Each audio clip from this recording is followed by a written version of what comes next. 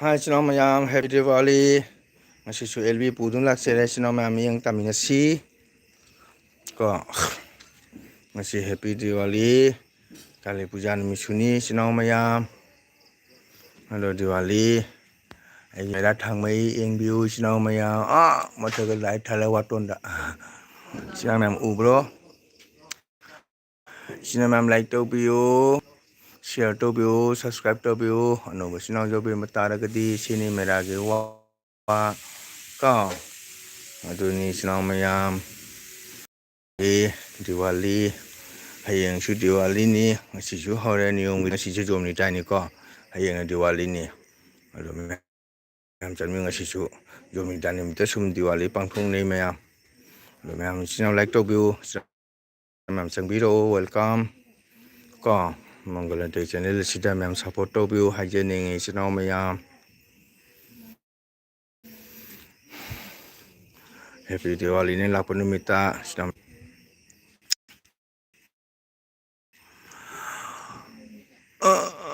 ini sehigi merawasi wang thal de ba sinau mem ko mammi magta haningai leta thagatchari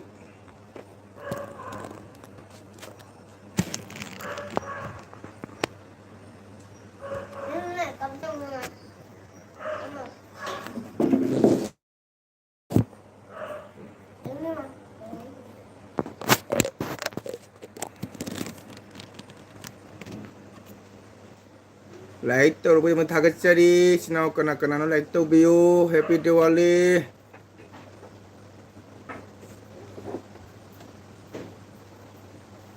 sinau mem happy Diwali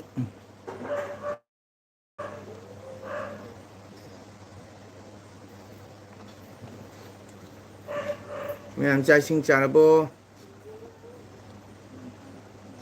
mem like to view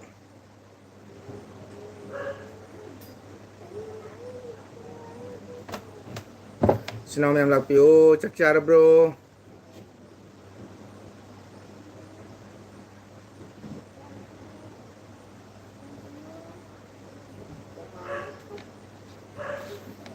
mayam sinau net se nungai te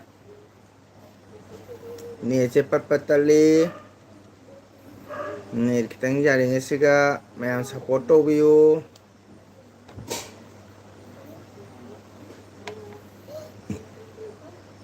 mayam chai sing channel bro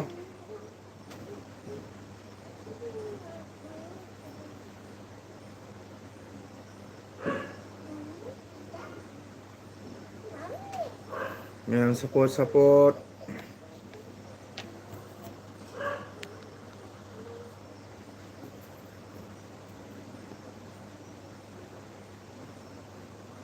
mayam kana lagi like mari sore midi ute comment la po dri sinau mayam comment le tala happy Diwali haire te sinau kana lagi support to view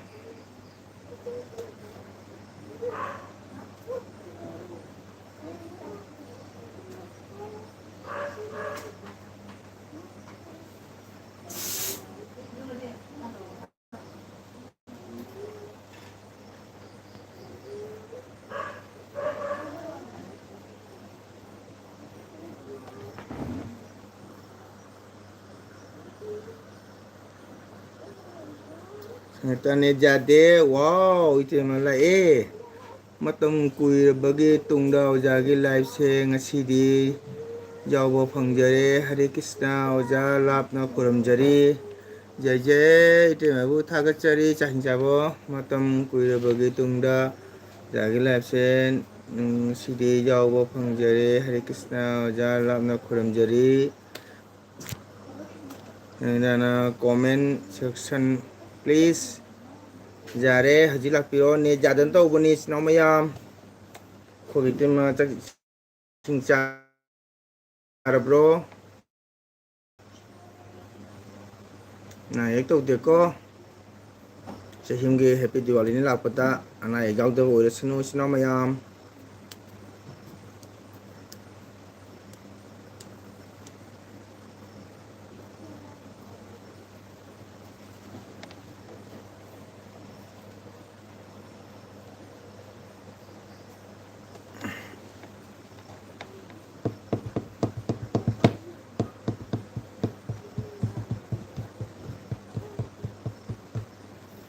ꯃꯌꯥꯝ support ꯇꯧꯕꯤꯌꯨ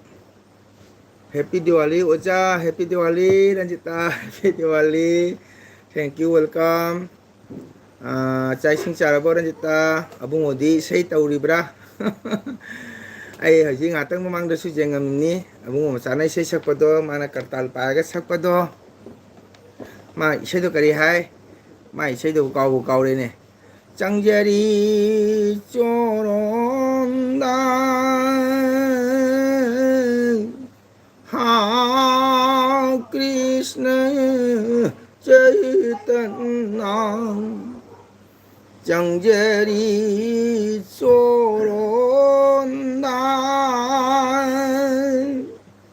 수마이 사카다미 아붕어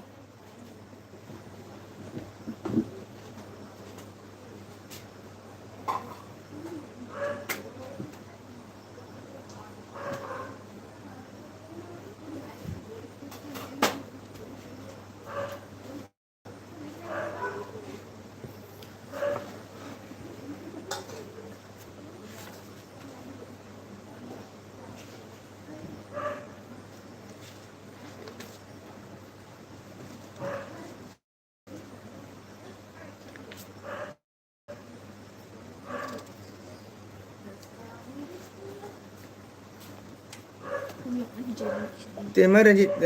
짝 싱짜브로 눈에 눈 매양 like to be comment and do is 매양 comment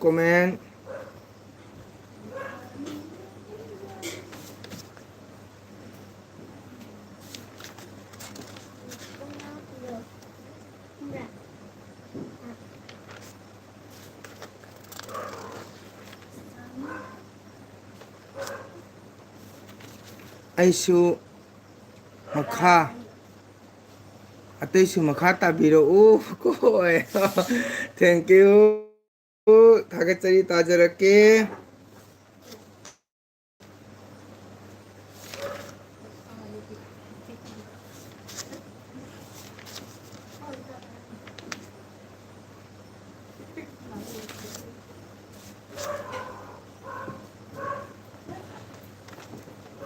सही से नुंगाई है wow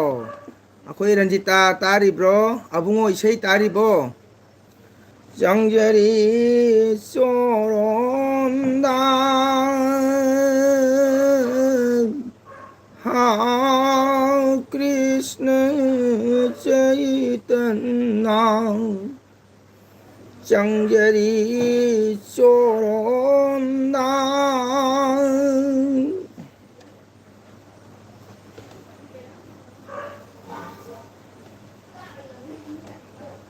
때문에 짤에 오자 루파 만비가 한강과 통이 와우 하옵니 정저 밤레이저디 또르신나 시조롬 나타나 정절이 쪼론나 일라레스나 자만웅아이 크레 땡큐 다가짜리 일라레스 자이싱 짜비르 브로 라이크 또비우 코멘트 한비우 다가짜리 하닝아 레이따나 하이따나 saksaba니까 정저 펑레이저리 정저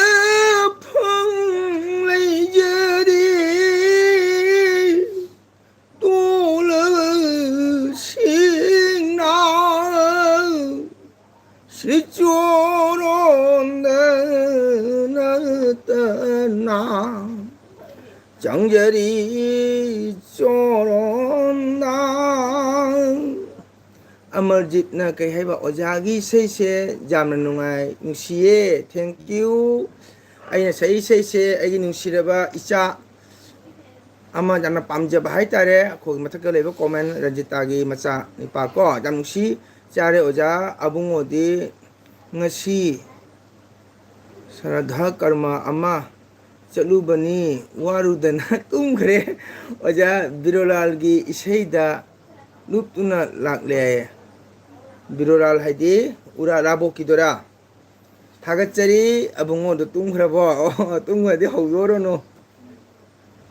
아이디 아붕어 레이마라는 사입니까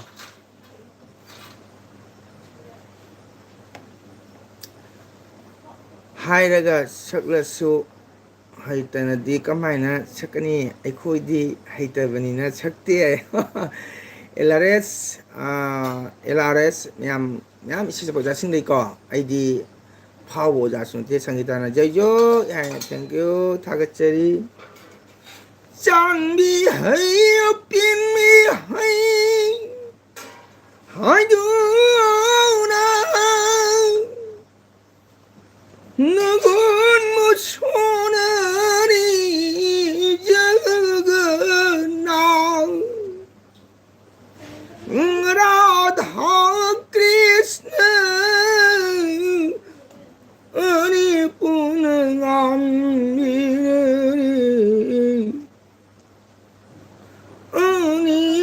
Radha Krishna गामी अमत होइना 장자리 쏘론다 오자 이세 마텍 아마가 설렀고 농담 마마기 농담 세 하이바 세도 땡큐 오자기 마삭세 머니푸리 필름다 액터 오이바 누파 아마 잠말레 와우 아이부 액터가 마음러네 Amarjeet 아이부 미나 हनुमाले 하이낭 아이부 film को मैं actor मालिक है ठाकचरी अमरजीत पु चांद में है पिन में है हाय दो नगन मुझोनारी Jagananna Radha Krishna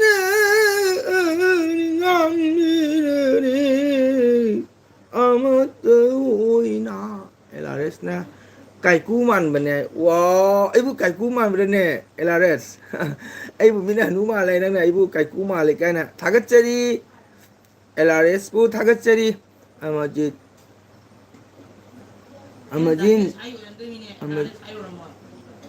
chumbra ARS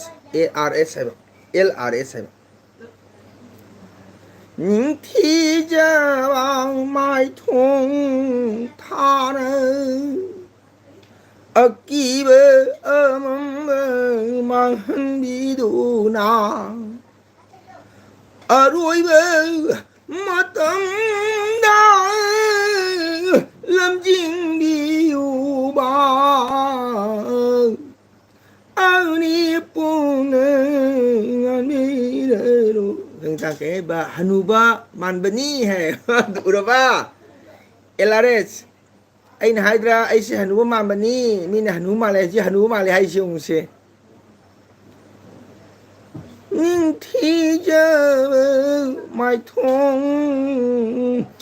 thane akiba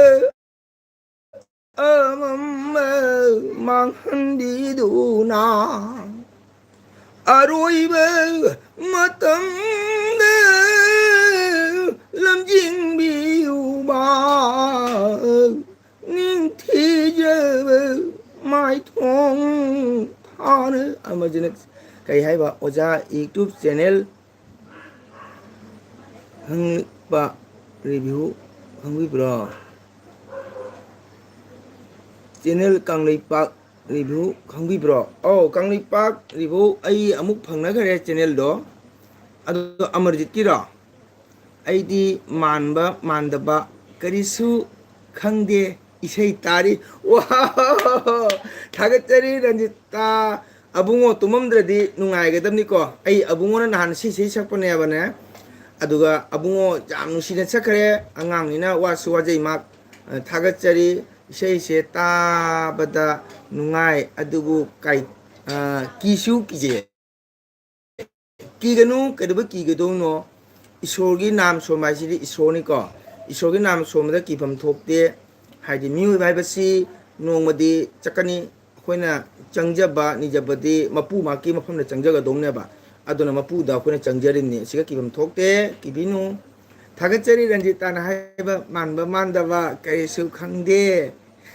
ꯈꯪꯗꯦ ꯈꯪꯗꯦ ꯏꯁꯩ ꯇꯥꯔꯦ ꯊꯥꯒꯠꯆꯔꯤ ꯑꯩꯗꯤ ꯑꯕꯨꯡꯉꯣ ꯇꯨꯝꯃꯝꯃꯣꯏꯗ꯭ꯔꯥ ꯍꯥꯏꯅ ꯁꯛꯂꯛꯄꯅꯦꯕ ꯍꯥꯎ ꯀ꯭ꯔꯤꯁꯅ ꯆꯩꯇꯩꯅ ꯒꯣꯁꯥꯏ ꯂꯝꯕꯤ ꯄꯤꯅꯕꯤꯔꯣ ꯂꯩꯖꯔꯨꯔꯒꯦ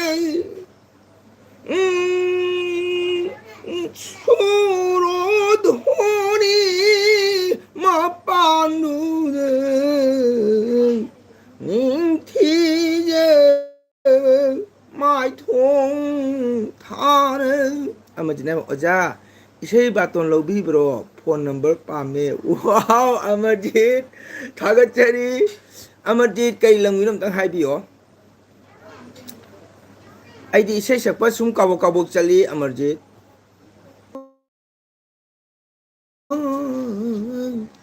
오자기 페이스북다 라하 아비살 마틱 아마 시야 또는거니 아무튼 쟁뷰 이라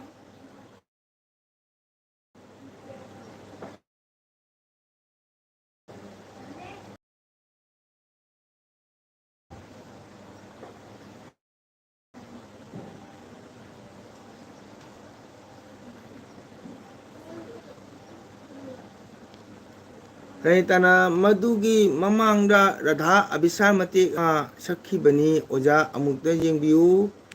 Facebook tara haisibo LRS na luhongba niga leirati amarjit na batondo hana tawjarisi tawrasi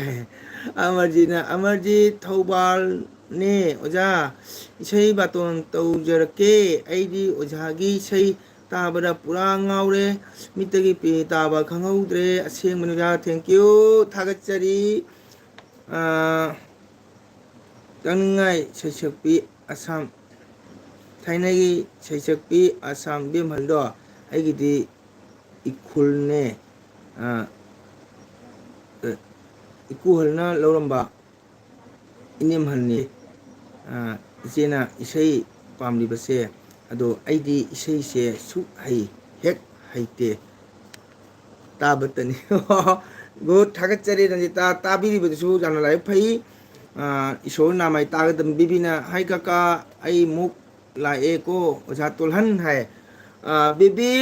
काकाना हंगेबको मोना हाय जाबने कमाय तोइबा अदो मोसु खंगे ओझागी फेसबुक ता राधा बिसार मतेक अमा share तोरमगनी अमुते जेंगबियो abungona sakpara ranjita ado net jadan tawbani chino myam thopi gino warswan sungai bu kaino tawri sina kaka net jade ne bibi duna ne bibi net jade basam oja basam talai wa oja hare krishna jai jai nanau gi net nungai tan tawbani ado ranjita abisar mati ma share to yasi abungona sakpara Facebook ta oja basam ta kising chabi re bro chino myam thopi gino kaino tawri sina kaka hai baby नेट जादन तो बनी काका की दो काका ना साले हंगे बको रो अंगांग अमा यूट्यूब जम पाइबा दो मा नंबर चंगे अदो आई खंगनबा नहान नंगा खंगनबा फ्रेंड्स लेनबा नर्मदा दो आइना दे माउना हाई कि मेबा मा ने के देबी जारो जाबनी हिंदे सोरी जारे हायबा एलआरएस ना नेट सिटी ओ नेट जाम नगाइते चारे जोंगचाक इरोले ओइ मा ओजा जोंगचाक अनोबुरा अडी ब्रोजा इस्नाव मैम कनागुमा लाइक तो वीडियो जाओगदी लाइक तो बियो कमेंट थंबियो इस्नाव मैम नुसिरब इस्नाव मैम फम नोचरी को जाना योंचाक इरोले है वाओ योंचाक इरोले योंचाक अरीबरा हाकुंगिरा कुमसीगरा जा अंदो रंजिता ए येंगे को अनुभने इमा ओजा योंचाक अनुभव थोबने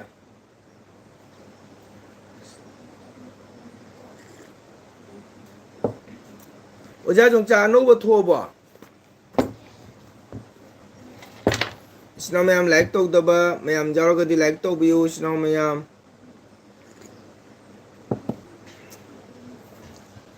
तोकले कुइरे हायो जाना कुइरे हायो जाना ओजा हैप्पी दिवाली हाकुंगी अनोबा लेबता फुमलगा थंबा ꯌꯣꯡꯆꯥꯛ ꯑꯣꯏꯔꯝꯒꯅꯤ LRSꯅ ꯌꯥꯝ ꯐꯖꯅ ꯄꯥꯎꯈꯨꯝ ꯄꯤꯔꯛꯏ ꯁꯩꯇ ꯑꯣꯖꯥ ꯆꯨꯝꯕꯔ ꯍꯥꯏꯁꯤꯕꯣ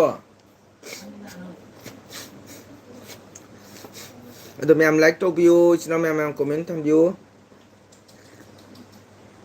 ꯏꯆꯤꯟ ꯃꯌꯥꯝ ꯋꯥꯔꯧꯕꯤꯕ ꯌꯥꯗꯦ ꯑꯩ ꯅꯦꯠ ꯌꯥꯗꯕꯅ ꯇꯧꯕꯅꯤ ꯔꯟꯖꯤꯇꯥ ꯂꯩꯔꯤꯕ꯭ꯔꯥ ꯊꯣꯛꯈ꯭ꯔꯕ꯭ꯔꯣ ꯑꯕꯨꯡꯉꯣ ꯇꯨꯝꯃꯤꯕ꯭ꯔꯣ ꯂꯥꯏꯕꯛꯇ ꯐꯨꯝꯕ ꯍꯥꯏꯕꯅꯦ ꯑꯣ ꯑꯣꯀꯦ ꯑꯣ ꯂꯩꯕꯥꯛꯇ ꯐꯨꯝꯕꯅꯦ ꯍꯥꯏꯕ ꯑꯣꯀꯦ ꯑꯣꯀꯦ ꯃꯅꯤꯄꯨꯔꯗꯗꯤ ꯑꯅꯧꯕ ꯐꯪꯂꯦ ꯍꯥꯏꯌꯦ ꯑꯣ ꯑꯅꯧꯕ ꯐꯪꯂꯦ ꯆꯨꯝꯃꯤ LRS ꯅ ꯍꯥꯏꯁꯦ ꯑꯅꯧꯕ ꯃꯥꯅꯦ ꯃꯥꯅꯦ ꯂꯩꯕꯥꯛꯇ ꯐꯨꯝꯂꯒ ꯊꯝꯕ ꯌꯣꯡꯆꯥꯛ ꯃꯥꯅꯦ ꯃꯥꯅꯦ ꯆꯨꯝꯃꯦ ꯃꯅꯤꯄꯨꯔꯗꯗꯤ ꯑꯅꯧꯕ ꯐꯪꯂꯦ ꯍꯥꯏꯌꯦ ꯆꯨꯝꯕ LRS ꯃꯅꯤꯄꯨꯔꯗ ꯑꯅꯧꯕ ꯍꯥꯏꯌꯦ ꯔꯟꯖꯤꯇꯥ ꯌꯦꯡꯒꯦ ꯍꯧꯖꯤꯛꯇ ꯑꯃ ꯂꯥꯛꯄ ꯎꯏꯌꯦ LRSꯅ ꯀꯩ ꯍꯥꯏꯕ ꯐꯪꯗꯦꯍꯦ ꯍꯥꯏꯌꯦ ꯑꯩꯈꯣꯏ ꯑꯣꯖꯥ ꯕꯁꯟꯇꯗꯤ ꯐꯪꯉꯦ ꯍꯥꯏꯌꯦ LRS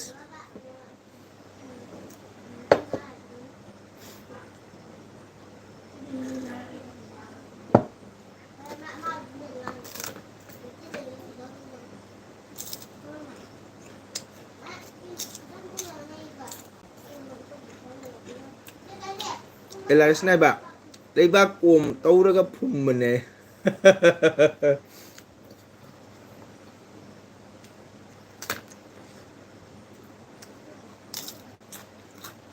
ꯇꯥꯟꯒꯤ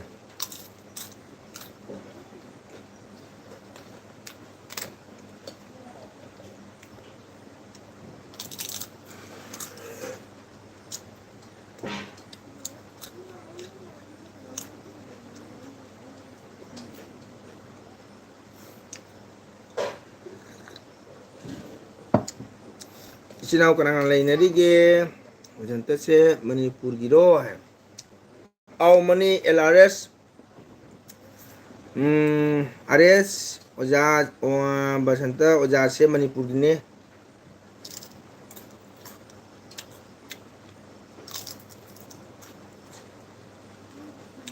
ꯑꯣꯖꯥꯅ ꯍꯥꯏꯕ ꯑꯍꯨꯝꯗ ꯂꯨꯄꯥ 200 ꯑꯣꯏꯃꯥ ꯀꯔꯤ ꯀꯧꯒꯅꯤ ꯀꯅꯥ ꯍꯟꯒꯅꯤ LRS ꯑꯣꯖꯥ ꯕꯁꯟꯇꯁꯦ ꯁ꯭ꯀꯨꯜꯒꯤ ꯑꯣꯖꯥꯅꯤꯀꯣ ꯑꯩꯈꯣꯏꯒꯤ ꯑꯥꯔꯊꯤꯛꯀꯤ ꯑꯍꯟꯅꯤ ꯁꯨꯝ ꯑꯣꯖꯥ ꯍꯥꯏꯅ ꯀꯧꯕꯁꯨ ꯀꯥꯏꯗꯦ ꯇꯥꯃꯣ ꯍꯥꯏꯅ ꯀꯧꯕꯁꯨ ꯀꯥꯏꯗꯦ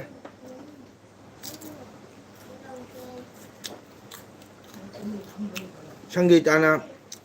ꯕꯕꯥ ꯍꯥꯏꯅ ꯀꯧꯔꯦ ꯀꯩꯗꯧꯔꯦ LRSꯅ ꯈꯪꯗ꯭ꯔꯦ ꯍꯥꯏꯌꯦ ꯏꯁꯔꯅ ꯍꯥꯏꯕ ओ मंगोल भाई क्या हाल और सर जी हाल तो ठीक ही है हैप्पी दिवाली कैसे हो आप आज दिवाली नहीं मना रहे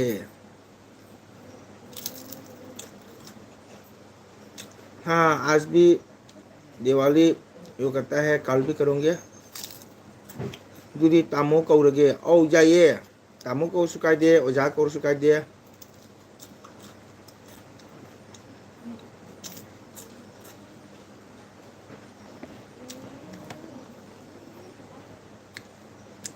हाँ टेम्पल गया होंगे दिवाली आज भी है आज कितना 8 बजे भूल गया मैं काली माता जी का पूजा आरंभ हो गई तो कल भी दिवाली होंगे आज भी सब दिवाली बनता है कल भी होंगे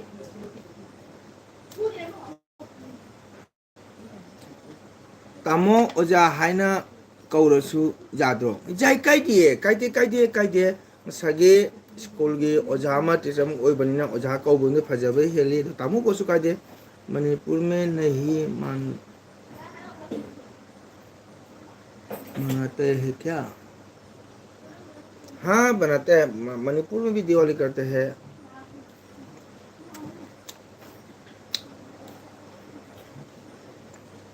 क्यों नहीं मानेंगे सब करते हैं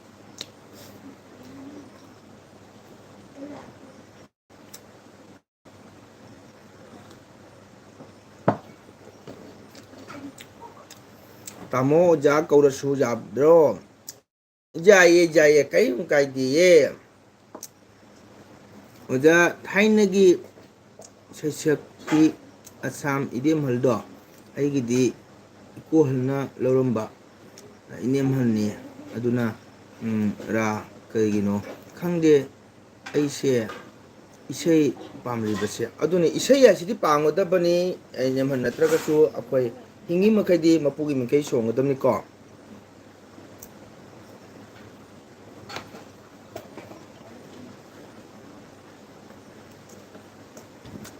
हाँ करती हूँ मैं सो आप लोग लोअर कृष्ण के वार्षिक करते हो हाँ जी करते हैं अखोदी हयेंग दिवाली नी हयेंग नी ओजा ngasisu tongnoba jaure kanagumana committee gidi hayeng tore ngasina job ni tai haina ko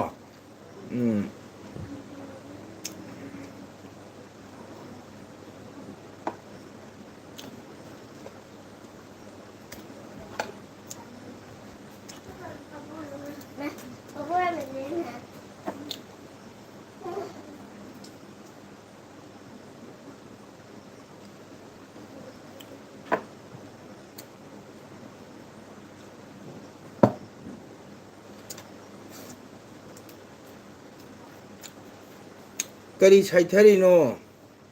करम करम चा थई में चा चा बिस्कुट के चागा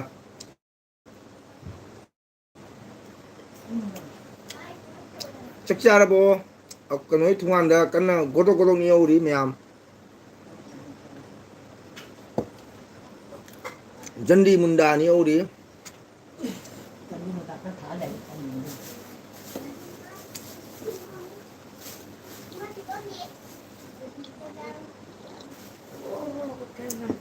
अगी चन रेबिता लाक्ट्री कोई बीबी थोखरा मारे अगी चन बीबी थोखरा मारे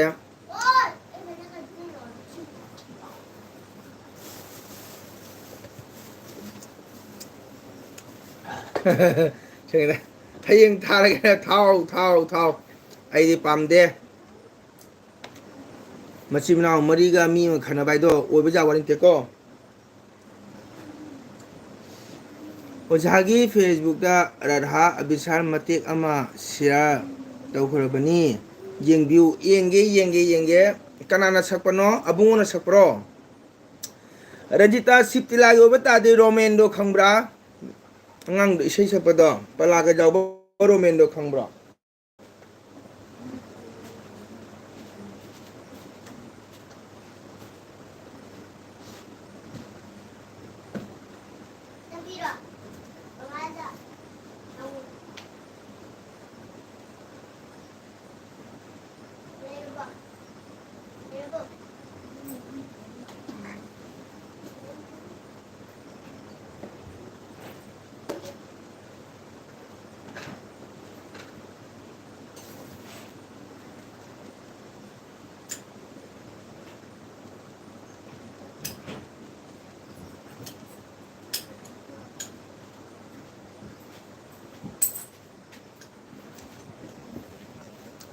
होय ओजा सुभाषिसना सकपनी वाव अईदी अबुंगोदोन होना मस उनिंखरेदा रंजिता चा थकलबनिना खोन मयेक सेंगनी अमतंग सकपिरो जाय वाव थागतचरी एलआरएस पु थागतचरी होय ओजा सुभाषिसना सकपनी है वाव नुसीबना जाम तोयन सांगनो अंगांग ओइबनिना को हैप्पी दिवाली ओजा चित्राना वाव हैप्पी दिवाली लाइक तो ब्रो थागतचरी हैप्पी दिवाली ओजा दिवाली हैप्पी दिवाली इसेदा हयेंग मरु मांगदो जामना सिनरमोर मरु हाइदिक सेलाई माइसे संगीताना मांगी कमेंट पाद्रे मांग कमेंट चखरबने एलआरएस केबा चा थकलबनिना โคนมาเอกเสียงแล้วนี่เอามาตั้งสักพี่โรโอจาสินะตรอแล้วก็เข้าโปรจาไหนโอจาเข้าเวโอจาแล้วก็เข้าเวโหนี่ทุกงานในจะรู้ได้ยาวดีเฮปปี้ดิวาลีโอจาให้เฮปปี้ดิวาลีจิตราใจสิงจับบีเด้อ bro mangi komen padre pagre jandi mendagi dugi mangda oke yang dia ilas kise kai haina cha thale bani ko de mangda oja se isai sakpagi khon singdok liro haiba oke cuma bra hello kakak listener wow listener hello kakak hi this kamai todi happy diwali advance ngasi si tore hayang si tawani ko mayang si tong nei ya ba santara mai tei na khawri ro au ajamani khoi na haro ni pamacha moi ki khulaki ne plak kin haron khara moi tawni chare oja haye krinyang chage krinyang chage ngasi di lb nungai re ni se saijang ni jare ojana khon pokhai ba ichena kisalu ya ojana khon pokhai ba ichena kisalu hai ba chare oja kainyang chage ba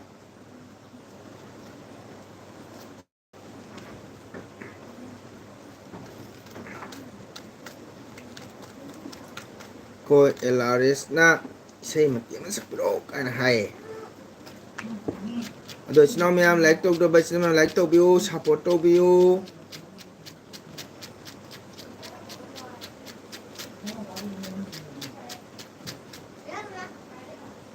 ojana khon pokhai ba ichena kisan lu hai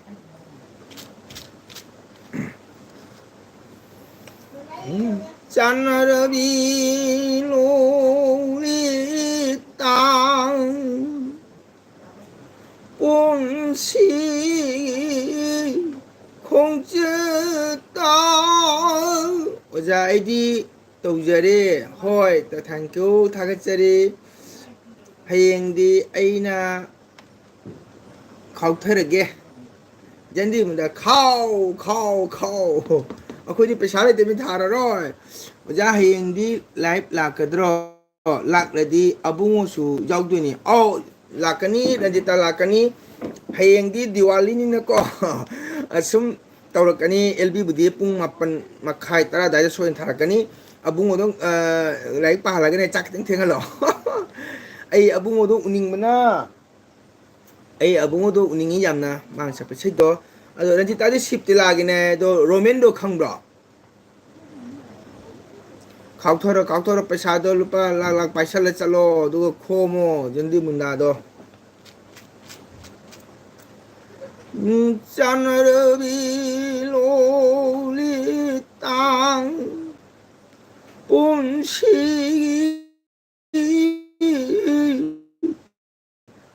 खोंचा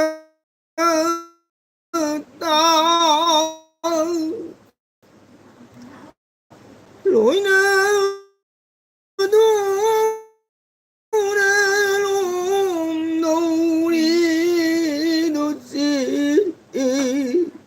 yên ta cha nó đâu bị lô đi tum đầu ra ba tum đầu đấy LV rồi LV tha đầu ra khangdre ojado chanarabi loli tang chanarabi loli tang ponsi không chớ ta ấy nữa ponsi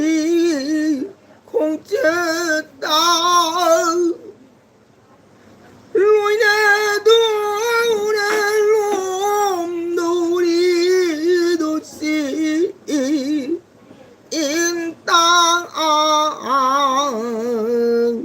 ꯆꯥꯟꯅꯔꯕꯤ ꯂꯣꯂꯤꯇꯥ ꯔꯟꯖꯤꯇꯥꯅ ꯍꯥꯏꯕ ꯔꯣꯃꯦꯟꯗꯤ ꯁꯤꯔꯕꯥ ꯈꯔ ꯃꯅꯨꯡꯗꯅꯤ ꯑꯩꯈꯣꯏꯅ ꯁꯤꯞꯇꯤꯂꯥ ꯂꯝꯕꯤ ꯃꯄꯥꯟꯗꯅꯤ ꯑꯣ ꯁꯤꯞꯇꯤꯂꯥ ꯂꯝꯕꯤ ꯃꯄꯥꯟꯗ ꯑꯣꯏꯗꯤ ꯈꯪꯒꯅꯤꯅ ꯑꯩꯗꯤ ꯉꯥꯏꯇꯅ ꯑꯗꯨ ꯅꯥꯀꯟ ꯆꯠꯂꯤ ꯏꯁꯩ ꯁꯛꯄ ꯑꯩ ꯉꯔꯥꯡꯇꯁꯨ ꯅꯍꯥꯟꯇꯁꯨ ꯕꯣꯔꯕꯤꯟꯗ ꯏꯁꯩ ꯁꯛꯄ ꯆꯠꯂꯨꯏ ꯁꯤꯞꯇꯤꯂꯥ ꯍꯦꯛ ꯃꯆꯤꯟꯗꯨꯒꯁꯨ ꯑꯩꯈꯣꯏ ꯈꯥꯛꯃꯔꯥꯒꯤ ꯅꯤꯉꯣꯜ ꯑꯃ ꯊꯥꯖꯔꯝꯕꯅꯤ ꯃꯃꯤꯡꯗꯣ ꯀꯥꯎꯈ꯭ꯔꯦ ꯃꯥꯛꯇꯤ ꯂꯩꯈꯤꯗ꯭ꯔꯦ ꯃꯥꯏ ꯅꯤꯄꯥꯔꯣ ꯃꯤ ꯄꯤꯛꯄꯅꯦꯕꯀꯣ ꯁꯤꯞꯇꯤꯂꯥ ꯁꯣꯔꯣꯛ ꯃꯄꯥꯟ ꯍꯥꯏꯁꯦ ꯃꯃꯤꯡꯗꯤ ꯀꯥꯎꯈ꯭ꯔꯦ ꯑꯩꯈꯣꯏꯒꯤ ꯃꯥꯏꯀꯜ ꯑꯣꯏꯕ ꯃꯃꯤꯡꯗꯣ ꯀꯩꯅꯣꯝ ꯀꯧꯕꯅꯤ ꯃꯣꯏ ꯃꯅꯥꯛꯇꯔꯣ ꯑꯗꯨꯗꯤ ꯔꯟꯖꯤꯇꯥ ꯈꯪꯗꯦ ꯋꯥꯔꯧꯒꯗ꯭ꯔꯥ ꯑꯩꯗꯤ ꯑꯕꯨꯡꯉꯣ ꯏꯁꯩ ꯁꯛꯄꯗꯣ ꯑꯝꯇꯪꯗꯤ ꯎꯅꯤꯡꯉꯤꯕꯣ ꯃꯁꯛꯇꯣ ꯐꯖꯅ ꯃꯣꯕꯥꯏꯜꯗꯗꯤ ꯐꯦꯁꯕꯨꯛꯇꯗꯤ ꯎꯔꯕꯀꯣ ꯗꯥꯏꯔꯦꯛꯂꯤ ꯃꯁꯥꯒ ꯎꯖꯅꯤꯡꯉꯤ ꯑꯩꯗꯤ ꯎꯅꯤꯡꯉꯤꯀꯣ ꯅꯤꯇꯥ ꯄꯨꯁꯨ ꯗꯥꯛꯇꯔ ꯀꯩꯕ ꯄꯨꯁꯨ ꯗꯥꯛꯇꯔ ꯂꯩꯕ꯭ꯔꯥ ꯍꯥꯏ ꯔꯟꯖꯤꯇꯥ ꯄꯨꯁꯨ ꯗꯥꯛꯇꯔ ꯂꯩꯕ꯭ꯔꯥ ꯍꯥꯏ ꯀꯔꯤ ꯍꯥꯏꯔꯤꯅꯣ ꯁꯤꯕꯣ ꯁꯤꯞꯇꯤꯂꯥ ꯂꯝꯕꯤ ꯃꯄꯥꯟꯗꯅꯤ ꯑꯣ ꯃꯄꯥꯟꯗ ꯍꯥꯏꯁꯦ ꯄꯣꯁꯨ ꯗꯥꯛꯇꯔ ꯍꯥꯏꯗꯤ ꯃꯧ ꯅꯍꯥꯟꯒ ꯅꯨꯄꯥ ꯃꯇꯩ ꯃꯅꯥꯎ ꯗꯨꯀꯥꯟ ꯐꯝꯕꯗꯨꯔ ꯑꯗꯨꯏ ꯃꯅꯥꯛꯇꯔ ꯁꯣꯔꯣꯛ ꯃꯄꯥꯟꯗꯣ ꯁꯤꯞꯇꯤꯂꯥ ꯂꯝꯕꯤ ꯃꯄꯥꯟ ꯌꯧꯗ꯭ꯔꯤꯉꯩꯁꯨ ꯖꯦꯟ ꯐ꯭ꯔꯥꯝ ꯂꯩꯕ ꯕꯤꯜꯗꯤꯡ ꯅꯧ ꯁꯥꯕ ꯑꯃ ꯂꯩꯕꯅꯤ ꯈꯛꯃꯔꯥ ꯅꯤꯉꯣꯜ ꯊꯥꯖꯕꯗꯣ ꯃꯣꯏ ꯃꯅꯥꯛꯇꯔꯥ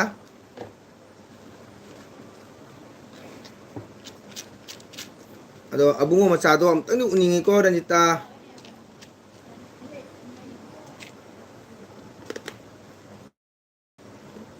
ꯃꯥꯅ ꯊꯋꯥꯏ ꯌꯥꯎꯕꯗꯣ ꯌꯥꯝꯅ ꯎꯖꯅꯤꯡꯕ ꯍꯥꯏꯇꯥꯔꯦꯀꯣ ꯆꯤꯇ꯭ꯔꯥ ꯆꯠꯈ꯭ꯔ ꯃꯥꯜꯂꯦ ꯃꯄꯣꯛꯁꯦ ꯇꯣꯟ ꯃꯥꯜꯂꯤ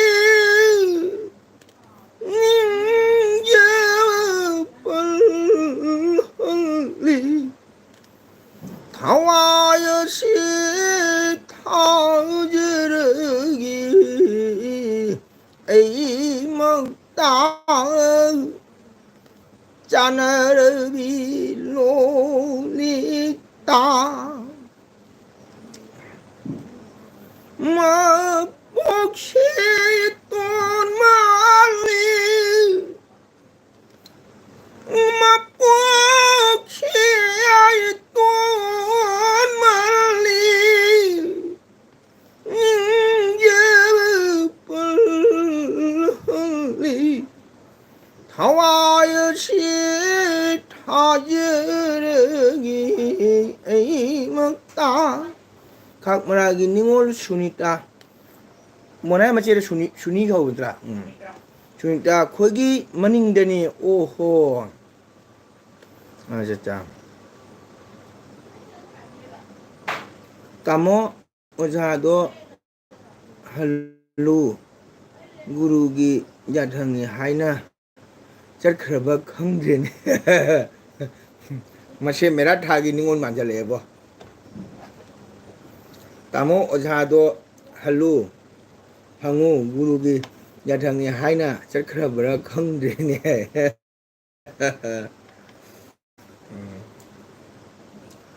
ꯑꯣꯀꯦ ꯑꯗꯨꯏꯗꯤ ꯔꯟꯖꯤꯇꯥ ꯑꯕꯨꯡꯉꯣꯗꯣ ꯑꯝꯇꯪ ꯎꯅꯤꯡꯉꯤꯀꯣ ꯑꯁꯦꯡꯕ ꯑꯕꯨꯡꯉꯣꯅ ꯅꯠ ꯁꯪꯒꯤꯠꯇꯣꯟ ꯊꯋꯥꯏ ꯌꯥꯎꯕꯁꯦ ꯑꯣꯖꯥ ꯌꯥꯝ ꯅꯨꯡꯁꯤ ꯑꯉꯥꯡ ꯑꯣꯏꯔꯤꯉꯩ ꯑꯉꯥꯡ ꯑꯣꯏꯔꯤꯉꯩ ꯅꯨꯡꯉꯥꯏ ꯈꯪꯗ꯭ꯔꯤꯉꯩ ꯄꯨꯟꯁꯤ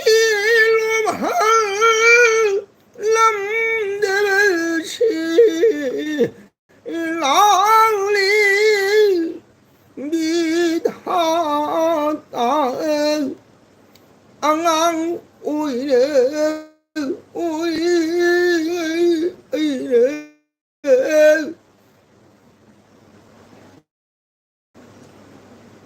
ꯃꯅꯤꯄꯨꯔꯤ ꯗꯕꯥꯒꯤ ꯃꯅꯥꯛꯇꯅꯤ ꯑꯣꯖꯥ ꯃꯅꯤꯄꯨꯔꯤ ꯗꯕꯥ ꯑꯗꯨꯋꯥꯏ ꯂꯩꯕ꯭ꯔꯥꯅꯦ ꯑꯩ ꯈꯪꯗꯦꯅꯦ ꯑꯩꯈꯣꯏ ꯁꯤꯜꯆꯔ ꯂꯥꯛꯄꯗ ꯖꯦꯠꯇ꯭ꯔ ꯑꯣꯏꯗ꯭ꯔꯥ ꯍꯥꯏꯁꯦ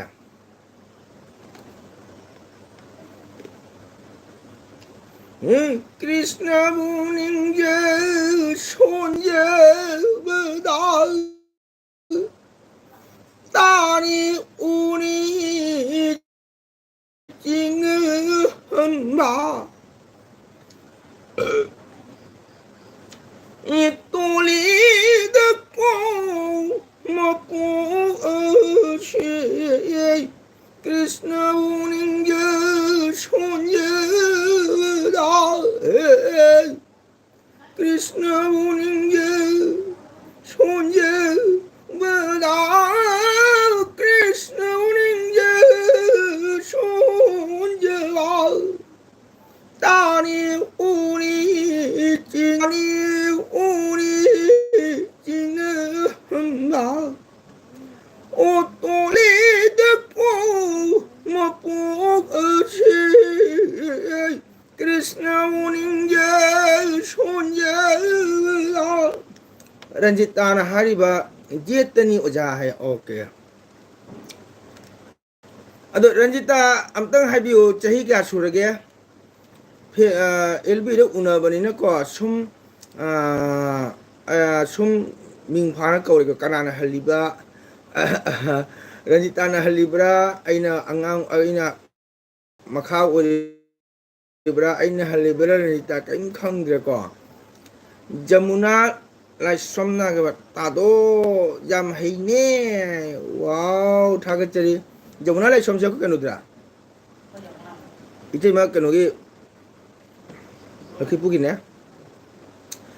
जमुना लाइक तो रो तादो की लाइक तो रो थागचरी चाइसिंग चारब्रो रंजिता तंग हाइबियो फेसबुक इना एलबी इना सुम मिंग फाना कौना रे अइना खनबदि सोमना हलंगुद्रा नि खले को लखी पुगिने चुमे चुमे अखोय जमुना नि जमुना चाइसिंग चारबो तादोगी तो लाइक तो रमु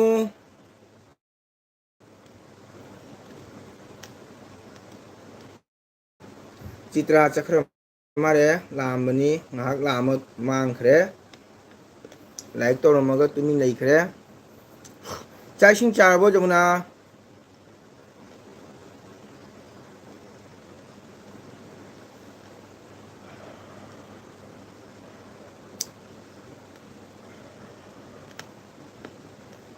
चारे करियां चारिबा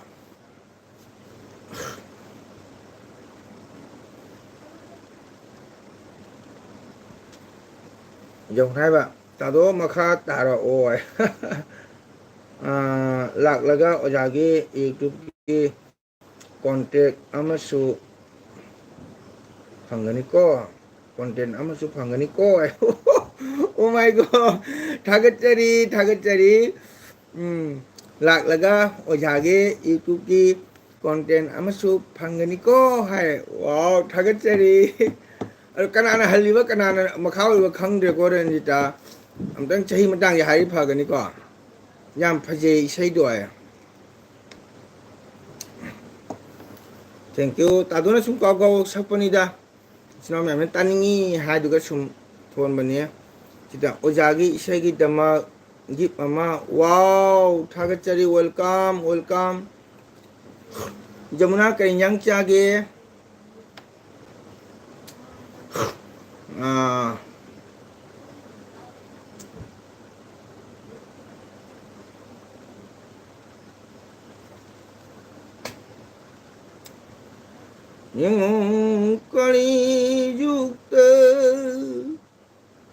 कलियुक्ता ओंगरे श्री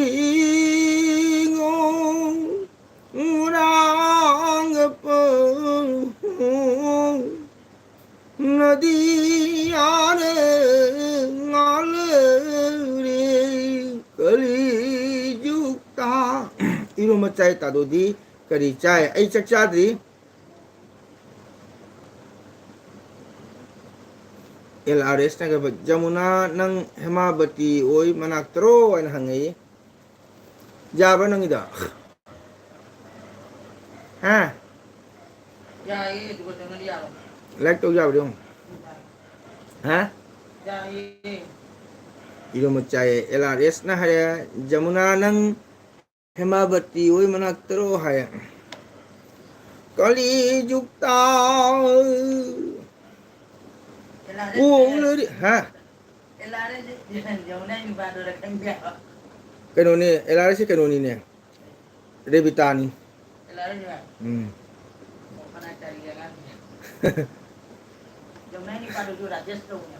कली जुक्ता 오늘 Shri Gaurang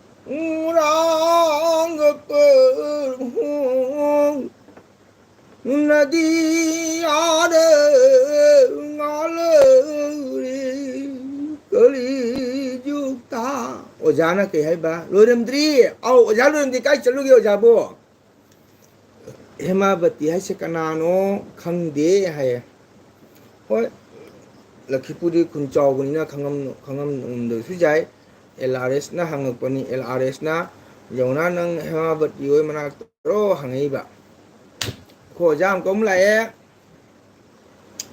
इस्नाव ma'am comment थमदब कांगु comment थमबियो like तो दोंग लाइक तो बियो इस्नाव मैम आइबु नुसिबिदुना मैम सपोर्ट तो बियो मैम वे सपोर्ट तो बिरपदुनी आइना पामजरिबा इबो हलगिदा कोइरुबा कना कना लेहरियो जा अखोय रेबिता चंगक्त्री रेबिता लेहब्रो जा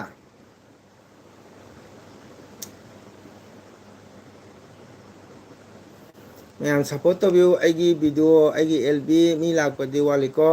हाइबदि आइगी वीडियो LB सेन यामना हाइदि फजबा पॉपुलर ओइदबनिना को अदुबु मयाम नुसिबिदना व्यूज खा लाकपसे आई याम हराउजै याम नुंगाइजै आइना हैतना सेमजबा ब्लॉग नि आइगी वीडियो नि आइगी LB नि को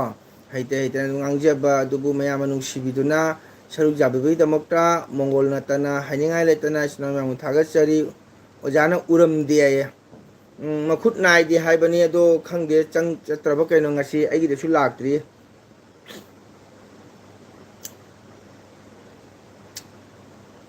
इबो हलगिदा मी क्याम लेहौरी ओजा को इबो हलगिदे फजबने माय मी जामबने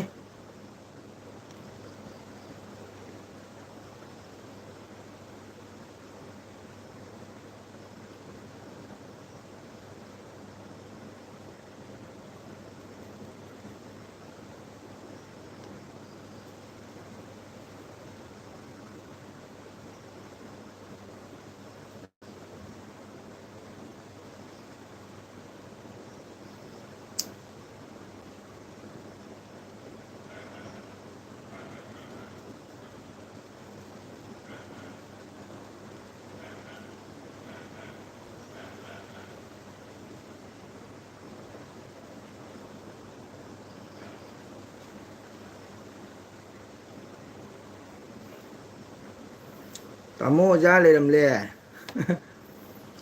ओजाना जामी है ओ ओजा माइदी जामबने माकी खोई यूट्यूब पुरा मक्की कनो लोय चंगबने को इसे फजबा सकलो ओ कली जुक्ता उगलरी श्री गौरांग नदी आरे कलिजुक्ता रंजिताना हयेंग अयु असि लाइव से उबदा ओजागी इसे ताबदा अबुंगोदी मपुनिंग नुसिरनी वाओ मतम पुमदा मंगोलोइसुनु अबुंगोदो रंजिता अमतंग हायो बचही क्या सुरखे बकना हनगे अमतंग कौनसी आबने जीवगी अवांग आनांग लोइने मांग बीरे जीव लान बीगी हाय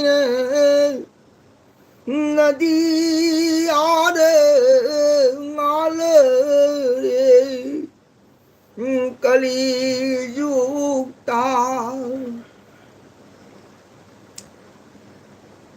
아와나 아와나 로이네 망흥 미래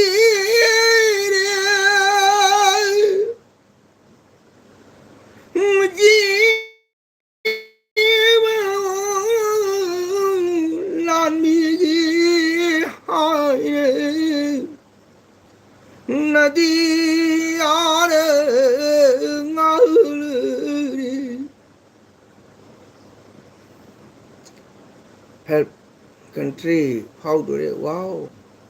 kali yukta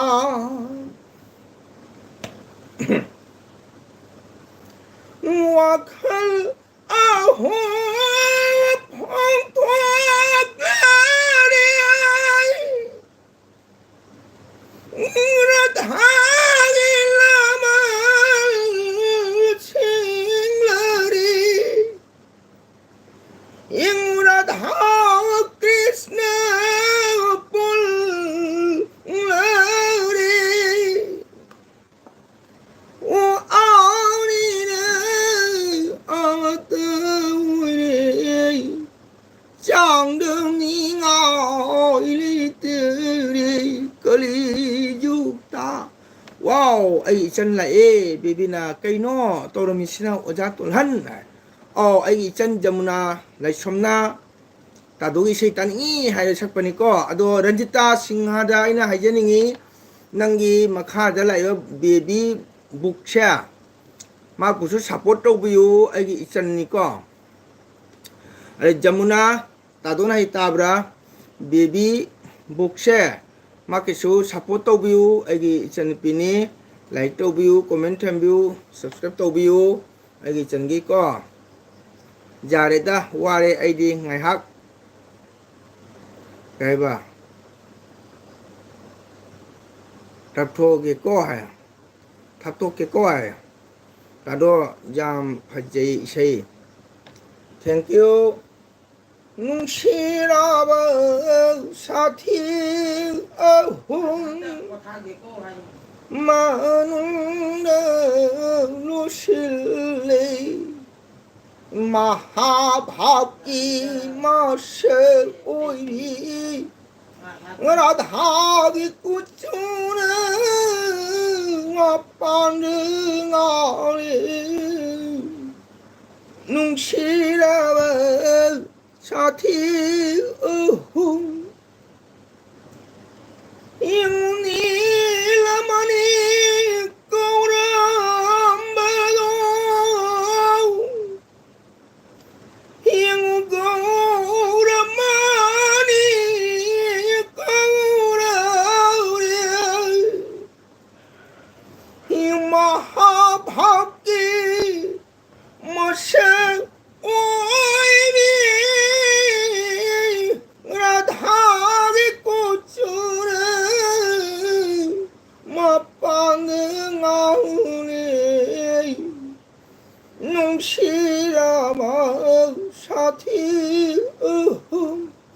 kakak pin thambiu ba bebe kakana channel khutingi haibani ko mayam support to bu adana agi chan bebe ki su mayam chino sub to bu subscribe to bu like to bu share to bu bebe kakana pin ga blue piru bodegi ko kakage channel agi yamna haigi youtuber ko mayam kana gu makharna head to bu bodegi ko head to bu bodegi kakana mayam da ai blue piba ameksu pin piba se ilepe aduna isan bibina sawo jade aduna isnaw aigi lb changbi ba isnaw ma promta mongol natana skis tawjari maramdi aigi changjare ba aigi isan pi baby book se mayamna support to view ko ko lrs su aigi isan pi baby ta support to view sub to view degidi ko jamuna tabra baby book share nang ise ko tare ko isen pini aduma on so support to view ko nong na paje bani ai isen pise ko mayam support to view aduna baby kakada nang saw ganu ko kakana pin piba ꯃꯗꯨꯒꯗꯤ blue ꯄꯤꯌꯨꯗꯒꯤꯅꯦ ꯀꯀꯥꯒꯤ YouTuber ꯑꯩꯒꯤ ꯌꯥꯝꯅ support ꯇꯧꯕꯤꯕ ꯏꯆꯤꯟ ꯏꯅꯥꯎ ꯃꯌꯥꯝ ꯑꯃ ꯍꯦꯠ ꯇꯧꯕꯤꯕꯗꯒꯤꯀꯣ ꯀꯀꯥ ꯌꯥꯝ ꯋꯥꯈ꯭ꯔꯦꯀꯣ ꯑꯗꯨꯒꯩ ꯑꯩ ꯅꯨꯡꯉꯥꯏꯇꯅ ꯃꯌꯥꯝꯗ ꯑꯩ ꯄꯤꯟ ꯄꯤꯕ ꯕ꯭ꯂꯨ ꯄꯤꯕ ꯑꯩ ꯀꯩꯝ ꯇꯧꯗ꯭ꯔꯦ ꯑꯗ ꯀꯅꯥꯒꯨꯝꯕꯅ ꯕ꯭ꯂꯨ ꯄꯤꯗꯦ ꯍꯥꯏꯅ ꯑꯩꯒꯤ ꯑꯦꯜꯕꯤꯗ ꯆꯪꯉꯛꯇꯕꯁꯨ ꯌꯥꯎꯏꯀꯣ ꯃꯗꯨ ꯀꯀꯥ ꯋꯥꯔꯧꯗꯦ ꯑꯗꯣ ꯆꯪꯕꯤꯔꯛꯄꯁꯨ ꯀꯀꯥ ꯌꯥꯝꯅ ꯅꯨꯡꯉꯥꯏꯖꯩ ꯃꯔꯝꯗꯤ ꯃꯣꯏꯅ ꯄꯦꯟꯗꯗꯅ ꯆꯪꯉꯛꯇꯕꯗꯣ ꯀꯀꯥ ꯀꯩꯁꯨ ꯋꯥꯔꯧꯕ ꯂꯩꯖꯗꯦ ꯃꯔꯝꯗꯤ ꯀꯩꯅꯣ ꯀꯀꯥꯗꯤ ꯆꯦꯅꯦꯜꯒꯤ ꯃꯇꯥꯡꯁꯤꯒ ꯌꯥꯝꯅꯁꯨ ꯀꯨꯞꯅ ꯈꯪꯗꯦꯕꯀꯣ ꯀꯀꯥꯅꯁꯨ ꯃꯣꯕꯥꯏꯜꯁꯤ ꯑꯣꯠꯇꯕ ꯃꯔꯝꯗꯤ ꯅꯣꯡꯉꯥꯝꯃꯒ ꯏꯁꯩ ꯆꯠꯂꯦ ꯁꯟꯗꯥ ꯇꯥꯕ ꯍꯜꯂꯦ ꯀꯔꯝ ꯀꯥꯟꯗꯅꯣ ꯀꯀꯥꯅ ꯃꯣꯕꯥꯏꯜ ꯌꯨꯁ ꯇꯧꯒꯗꯧꯕ ꯑꯗꯨꯅ ꯉꯥꯏꯍꯥꯛ ꯅꯨꯡꯊꯤꯟ ꯁꯟꯗꯥ ꯏꯁꯩ ꯑꯣꯏꯔꯥꯏꯔ ꯃꯇꯨꯡꯗ ꯔꯤꯌꯥꯖ ꯇꯧꯔ ꯃꯇꯨꯡꯗ ꯑꯩ ꯑꯦꯜꯕꯤ ꯉꯥꯏꯍꯥꯛ ꯊꯥꯏꯁꯤꯅꯤ ꯀꯀꯥꯅ ꯑꯗꯨꯅ ꯉꯁꯤ ꯑꯩꯒꯤ ꯑꯦꯜꯕꯤꯁꯤꯒ ꯆꯪꯕꯤꯔꯤꯕ ꯏꯆꯤꯟ ꯏꯅꯥꯎ ꯃꯩꯇꯩ ꯏꯆꯤꯟ ꯏꯅꯥꯎ ꯃꯌꯥꯝ ꯄꯨꯝꯅꯃꯛꯇ ꯑꯩꯅ ꯑꯃꯨꯛꯀ ꯍꯟꯅ ꯔꯤꯀ꯭ꯋꯦꯁ ꯇꯧꯖꯔꯤ ꯃꯔꯝꯗꯤ ꯏꯆꯤꯟ ꯏꯅꯥꯎ ꯃꯩꯇꯩ ꯑꯩꯈꯣꯏꯗꯤ ꯏꯆꯤꯟ ꯏꯅꯥꯎ ꯑꯃꯠꯇꯅꯤꯀꯣ ꯑꯩꯈꯣꯏ ꯏꯃꯥ ꯑꯃꯇ ꯃꯆꯥꯅꯤ ꯏ ꯑꯃꯠꯇꯅꯤ ꯑꯗꯨꯅ ꯁꯕ ꯇꯧꯕꯗ ꯂꯥꯏꯛ ꯇꯧꯕꯗ ꯀꯣꯃꯦꯟ ꯇꯧꯕꯗ ꯄꯩꯁꯥ ꯇꯤꯡꯕ ꯅꯠꯇꯦ ꯃꯩꯇꯩ ꯏꯆꯤꯟ ꯏꯅꯥꯎ ꯑꯃ ꯏꯆꯦ ꯑꯃ ꯏꯆꯟ ꯑꯃ ꯌꯨꯇꯨꯕ ꯄꯥꯏꯕꯗꯒꯤ ꯃꯌꯥꯝ ꯇꯔꯥꯅ ꯈꯪꯅꯕ ꯃꯥꯄꯨ ꯃꯌꯥꯝꯅ ꯁꯞꯄꯣꯔꯠ ꯇꯧꯕ ꯃꯥꯄꯨ ꯃꯇꯤꯛ ꯆꯥꯕ ꯃꯤ ꯑꯣꯏꯔꯛꯄ ꯍꯥꯏꯁꯦ ꯑꯩꯈꯣꯏ ꯏꯆꯤꯟ ꯏꯅꯥꯎ ꯃꯌꯥꯝꯒꯤ ꯌꯥꯝꯅ ꯂꯥꯏꯕꯛ ꯐꯕꯅꯦꯅ ꯈꯟꯖꯩ ꯑꯗꯨꯅ ꯏꯆꯤꯟ ꯏꯅꯥꯎ ꯃꯌꯥꯝꯅ ꯁꯞ ꯇꯧꯕꯗ ꯁꯕꯁꯀ꯭ꯔꯥꯏꯕ ꯇꯧꯕꯗ ꯄꯩꯁꯥ ꯇꯤꯡꯕ ꯅꯠꯇꯦ ꯂꯥꯏꯛ ꯇꯧꯕꯗ ꯇꯤꯡꯕ ꯅꯠꯇꯦ ꯑꯇꯣꯞꯄ ꯃꯤꯖꯥꯇꯤꯒꯤꯗꯤ ꯌꯦꯡꯉꯨ ꯃꯥꯏ ꯃꯤꯖꯥꯇꯤꯒꯤ ꯐꯥꯎꯅꯕ ꯍꯥꯏꯅ ꯃꯌꯥꯝ ꯁꯞꯄꯣꯔꯠ ꯇꯧꯕꯤ ꯑꯩꯈꯣꯏ ꯃꯩꯇꯩꯗꯗꯤ ꯋꯥꯠꯂꯤꯑꯕꯀꯣ ꯑꯗꯨꯅ ꯑꯩꯒꯤ ꯏꯆꯟ ꯕꯤꯕꯤ ꯕꯨꯛꯁꯦ ꯃꯌꯥꯝꯅ ꯁꯞꯄꯣꯔꯠ ꯇꯧꯕꯤꯌꯨ ꯑꯩꯒꯤ ꯌꯥꯝ ꯅꯨꯡꯁꯤꯕ ꯏꯆꯟꯅꯤ ꯃꯌꯥꯝ ꯀꯣ ꯕꯤꯕꯤꯅ ꯖꯣꯏ ꯖꯣꯏ ꯌꯥꯏꯗ ꯕꯤꯕꯤ ꯀꯔꯤꯒꯤ ꯀꯀꯥꯗ ꯑꯃꯨꯛ ꯖꯣꯏ ꯇꯧꯗꯣꯏꯅꯣ ꯀꯀꯥꯅ ꯏꯆꯟꯕꯨ ꯅꯨꯡꯁꯤꯅ ꯍꯥꯏꯕꯅꯤ ꯁꯥꯎꯗꯦꯗ ꯀꯀꯥ ꯍꯥꯏ ꯁꯥꯎꯔꯣꯏ ꯈꯪꯉꯤ ꯃꯤꯅ ꯑꯩꯕꯨ ꯁꯥꯟꯅꯕꯁꯦ ꯑꯩꯗꯤ ꯑꯩꯕꯨ ꯁꯥꯟꯅꯕꯁꯦ ꯑꯩꯗꯤ ꯌꯥꯝꯅ ꯁꯥꯎꯅꯤꯡꯉꯦ ꯀꯀꯥ ꯁꯥꯎꯔꯨꯅꯨ ꯕꯤꯕꯤ ꯀꯩꯗꯧꯕꯩ ꯁꯥꯎꯒꯗꯣꯏꯅꯣ ꯋꯥꯔꯧꯅꯨ ꯀꯀꯥ ꯀꯩꯁꯨ ꯁꯥꯎꯗꯦ ꯔꯟꯖꯤꯇꯥꯅ ꯑꯦꯜ ꯑꯥꯔ ꯑꯦꯁꯁꯦ ꯀꯗꯥꯏꯒꯤꯅꯣ ꯈꯪꯗꯦꯕꯣ ꯍꯦꯄꯤ ꯗꯤꯋꯥꯂꯤ ꯇꯥꯗꯣ ꯅꯃꯥ ꯍꯥꯏ ꯑꯥꯎ ꯍꯦꯄꯤ ꯗꯤꯋꯥꯂꯤ ꯖꯃꯨꯅꯥ ꯗꯤꯋꯥꯂꯤꯅ ꯂꯥꯛꯄꯗ ꯏꯆꯤꯟ ꯏꯅꯥꯎ ꯑꯩꯈꯣꯏ ꯃꯌꯥꯝ ꯄꯨꯝꯅꯃꯛ ꯅꯥ ꯌꯦꯛꯇꯅ ꯄꯨꯟꯁꯤ ꯁꯥꯡ ꯂꯩꯁꯤ ꯕꯦꯕꯤ ꯕꯨꯡ ꯀꯔꯤ ꯀꯞꯀꯅꯣ ꯍꯦꯛ ꯁꯤ ꯑꯉꯥꯡꯁꯤꯃ ꯖꯃꯨꯅꯥꯅ ꯍꯣꯏ ꯁꯞꯄꯣꯔꯠ ꯇꯧꯒꯦ ꯍꯥꯏ ꯋꯥꯎ ꯊꯥꯒꯠꯆꯔꯤ ꯖꯃꯨꯅꯥ ꯕꯦꯕꯤ ꯕꯨꯛꯁꯦ ꯅꯪ ꯑꯝꯇꯪ ꯆꯪꯕꯤꯔꯒꯅꯦ ꯑꯩꯒꯤ ꯏꯆꯟꯒꯤ ꯆꯦꯅꯦꯜꯁꯤ ꯅꯧꯅ ꯄꯥꯏꯖꯔꯤꯃꯤꯀꯣ ꯃꯥ ꯌꯥꯝ ꯋꯥꯅ ꯃꯥꯒꯤ ꯆꯦꯅꯦꯜꯁꯦ ꯄꯥꯏꯖꯔꯤꯕꯅꯤ ꯑꯗꯨ ꯁꯞꯄꯣꯔꯠ ꯇꯧꯕꯤꯌꯨ ꯇꯥꯗꯣꯅ ꯍꯥꯏꯔꯤꯁꯤꯅꯤꯀꯣ ꯑꯩꯈꯣꯏꯒꯤ ꯔꯟꯖꯤꯇꯥꯁꯨ ꯁꯞꯄꯣꯔꯠ ꯇꯧꯕꯤꯌꯨ ꯑꯩꯅ ꯔꯟꯖꯤꯇꯥꯗ ꯉꯁꯥꯏꯗꯒꯤ ꯆꯍꯤ ꯀꯌꯥ ꯁꯨꯔꯦ ꯍꯪꯕ ꯁꯨꯡꯈꯨꯝ ꯈꯨꯝꯗꯕꯅꯤꯀꯣ ꯔꯟꯖꯤꯇꯥ ꯑꯩ ꯁꯨꯅꯥꯏꯒꯤꯅꯦ ꯑꯌꯦ ꯑꯦꯜ ꯑꯥꯔ ꯑꯦꯁꯅ ꯑꯣꯖꯥ ꯑꯇꯩ ꯃꯤꯗꯤ ꯂꯥꯛꯇ꯭ꯔꯣ ꯍꯥꯏ ꯑꯇꯩ ꯁꯨꯝ ꯂꯩꯁꯤꯅ ꯈꯔ ꯈꯔ ꯃꯌꯥꯝ ꯉꯁꯥꯏꯗꯩ ꯂꯩꯔꯤꯕ ꯀꯥꯡꯕꯨ ꯏꯆꯤꯟ ꯏꯅꯥꯎ ꯃꯌꯥꯝ ꯅꯨꯡꯁꯤꯕꯤꯗꯅ ꯁꯨꯝ ꯂꯩꯕꯁꯦ ꯃꯁꯤ ꯅꯨꯡꯉꯥꯏꯖꯩ ꯑꯗꯨꯒꯤ ꯅꯠꯇꯦ ꯑꯩꯅ ꯍꯥꯏꯕꯗꯤꯅꯦ ꯃꯤꯅꯅꯦ ꯑꯩꯁꯦ ꯁꯥꯟꯅꯔꯝꯕꯗꯨꯗ ꯍꯥꯏꯕꯅꯦ ꯃꯗꯨ ꯀꯔꯤꯝ ꯈꯜꯂꯨꯅꯨ ꯇꯧꯖꯁꯅꯨ ꯀꯀꯥꯗꯁꯨ ꯅꯧꯅ ꯄꯥꯏꯔꯤꯉꯩꯗ ꯁꯨꯃꯥꯏꯅ ꯁꯨꯝ ꯇꯧꯔꯤꯃꯤ ꯀꯀꯥ ꯋꯥꯔꯧꯕꯁꯨ ꯂꯩꯖꯗꯦ ꯅꯨꯡꯉꯥꯏꯇꯕꯁꯨ ꯂꯩꯇꯦ ꯑꯩꯈꯣꯏꯕꯨ ꯅꯨꯡꯁꯤꯕꯤꯕ ꯏꯆꯤꯟ ꯏꯅꯥꯎ ꯁꯣꯏꯗꯅ ꯂꯩꯔꯤꯕꯅꯤꯀꯣ ꯃꯌꯥꯝꯅ ꯅꯨꯡꯁꯤꯕꯤꯕꯗꯩꯅꯤ ꯀꯀꯥꯒꯤ ꯆꯦꯅꯦꯜꯗ ꯃꯌꯥꯝ ꯆꯪꯉꯛꯏꯁꯦꯀꯣ ꯃꯗꯨ ꯀꯔꯤꯝ ꯈꯜꯂꯨꯅꯨ ꯇꯥꯗꯣ ꯑꯩꯁꯨ ꯌꯨꯇꯨꯕ ꯍꯥꯡꯒꯦ ꯀꯃꯥꯏꯅ ꯇꯧꯗꯣꯏꯅꯣ ꯍꯥꯏ ꯍꯥꯡꯉꯣ ꯀꯅꯥꯒꯨꯝꯕ ꯈꯪꯕꯗꯁꯨ ꯍꯪꯉꯨ ꯇꯥꯗꯣꯁꯨ ꯀꯨꯏꯔꯦ ꯀꯥꯎꯔꯦ ꯇꯥꯗꯣꯒꯤꯁꯨ ꯍꯩꯇꯗꯅꯅꯦ ꯑꯩꯈꯣꯏ ꯉꯥꯏꯍꯥꯛꯀꯤ ꯑꯉꯥꯡ ꯑꯃꯅ ꯍꯥꯡꯕꯤꯕꯅꯤ ꯃꯁꯤ ꯁꯦꯝꯕ ꯃꯊꯧ ꯇꯥꯏ ꯑꯩꯒꯤ ꯃꯤꯡ ꯁꯦꯠꯇꯤꯡ ꯇꯧꯕ ꯃꯊꯧ ꯇꯥꯏ ꯑꯗꯨꯒ ꯌꯨꯇꯨꯕꯇ ꯆꯦꯅꯦꯜ ꯄꯤꯕꯁꯦꯀꯣ ꯍꯦꯜꯞ ꯀꯟꯇ꯭ꯔꯤ ꯁꯨꯔꯛꯂꯦ ꯑꯣꯖꯥ ꯑꯣꯀꯦ ꯑꯗꯨꯅ ꯍꯪꯗꯤꯁꯦ ꯑꯦꯜ ꯕꯤ ꯊꯥꯔꯗꯕꯅꯤꯀꯣ ꯀꯀꯥ ꯍꯌꯦꯡꯗꯩꯁꯨ ꯑꯦꯜ ꯕꯤ ꯊꯥꯔꯗꯕꯅꯤꯀꯣ ꯀꯀꯥ ꯍꯣꯏ ꯍꯣꯏ ꯑꯗꯨꯅꯤ ꯕꯦꯕꯤ ꯑꯝꯇꯪ ꯍꯥꯏꯔꯛꯎꯁꯦ ꯅꯪ ꯌꯨꯇꯨꯕ ꯍꯥꯡꯉꯤꯁꯦ ꯀꯃꯥꯏꯅ ꯍꯥꯡꯉꯤ ꯃꯗꯨ ꯑꯝꯇꯪ ꯍꯥꯏꯔꯛꯎꯁꯦ ꯑꯩꯈꯣꯏꯒꯤ ꯖꯃꯨꯅꯥꯅ ꯑꯝꯇ ꯍꯪꯉꯦ ꯀꯀꯥꯗꯤ ꯀꯥꯎꯈ꯭ꯔꯦꯀꯣ ꯃꯤꯅ ꯍꯥꯡꯕꯤꯕꯅꯤ ꯑꯩꯈꯣꯏ ꯏꯆꯥ ꯑꯃꯈꯛꯅ ꯑꯗꯣ ꯑꯩꯁꯨ ꯌꯨꯇꯨꯕ ꯍꯥꯡꯒꯦ ꯀꯃꯥꯏꯅ ꯇꯧꯗꯣꯏꯅꯣ ꯍꯥꯏꯁꯦ ꯕꯦꯕꯤ ꯑꯝꯇꯪ ꯍꯥꯏꯔꯛꯎꯁꯦ ꯔꯟꯖꯤꯇꯥ ꯃꯦꯁꯦꯁ ꯗꯤꯂꯤꯠ ꯇꯧꯒꯅꯨ ꯁꯨꯝ ꯂꯩꯁꯅꯨ ꯀꯣ ꯍꯌꯦꯡꯗꯩꯁꯨ ꯑꯦꯜꯕꯤ ꯊꯥꯔꯗꯕꯅꯤꯀꯣ ꯀꯀꯥ ꯍꯣꯏ ꯍꯣꯏ ꯀꯩꯅꯣ ꯕꯦꯕꯤ ꯑꯝꯇꯪ ꯍꯥꯏꯔꯛꯎꯁꯦ ꯀꯣꯃꯦꯟꯗ ꯅꯪ ꯌꯨꯇꯨꯕ ꯍꯥꯡꯉꯤꯗꯣ ꯀꯃꯥꯏꯅ ꯍꯥꯡꯉꯤ ꯀꯃꯥꯏꯅ ꯀꯩꯅꯣ ꯆꯪꯉꯒ ꯍꯥꯡꯉꯤ ꯄ꯭ꯔꯣꯐꯥꯏꯜꯗ ꯑꯗꯨꯝꯇ ꯍꯥꯏꯔꯛꯎꯁꯦ ꯅꯪꯗꯤ ꯍꯥꯡꯉꯃꯤꯅ ꯈꯪꯉꯦ ꯅꯧꯅ ꯄꯥꯏꯕꯅꯤꯅ ꯀꯀꯥꯗꯤ ꯀꯥꯎꯈ꯭ꯔꯦꯕ ꯑꯩꯁꯨ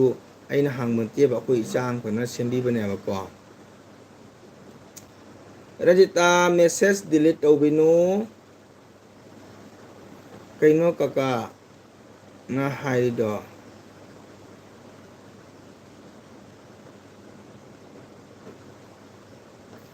ꯅꯪ ꯌꯨꯇ꯭ꯌꯨꯕ ꯆꯦꯅꯦꯜ ꯍꯥꯡꯉꯤꯗꯣ ꯀꯔꯝꯍꯥꯏꯅ ꯍꯥꯡꯉꯤꯅꯣ ꯑꯗꯣ ꯑꯝꯇꯪ ꯍꯥꯏꯔꯛꯑꯣꯕ ꯀꯗꯥꯏ ꯆꯪꯉ ꯀꯔꯝꯕ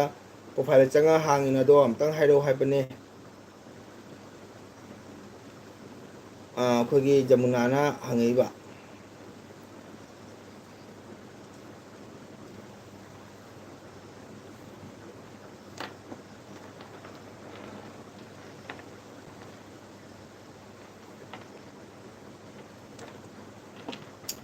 ꯁꯤꯅ ꯃꯌꯥꯝ ꯁꯞꯄꯣꯔꯠ ꯇꯧꯕꯤꯌꯨ ꯁꯤꯅ ꯃꯌꯥꯝ ꯀꯣꯃꯦꯟ ꯊꯝꯕꯤꯌꯨ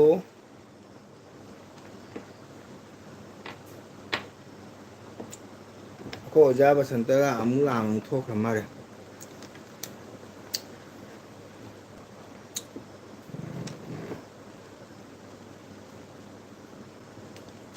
ꯏꯆꯤꯟ ꯃꯌꯥꯝ ꯁꯞꯄꯣꯔꯠ ꯑꯩꯒꯤ ꯏꯃꯦꯜ ꯑꯥꯏ ꯗꯤꯗ ꯆꯪꯉꯒ ꯍꯥꯡꯗꯣꯏꯅꯤ ꯍꯥꯏ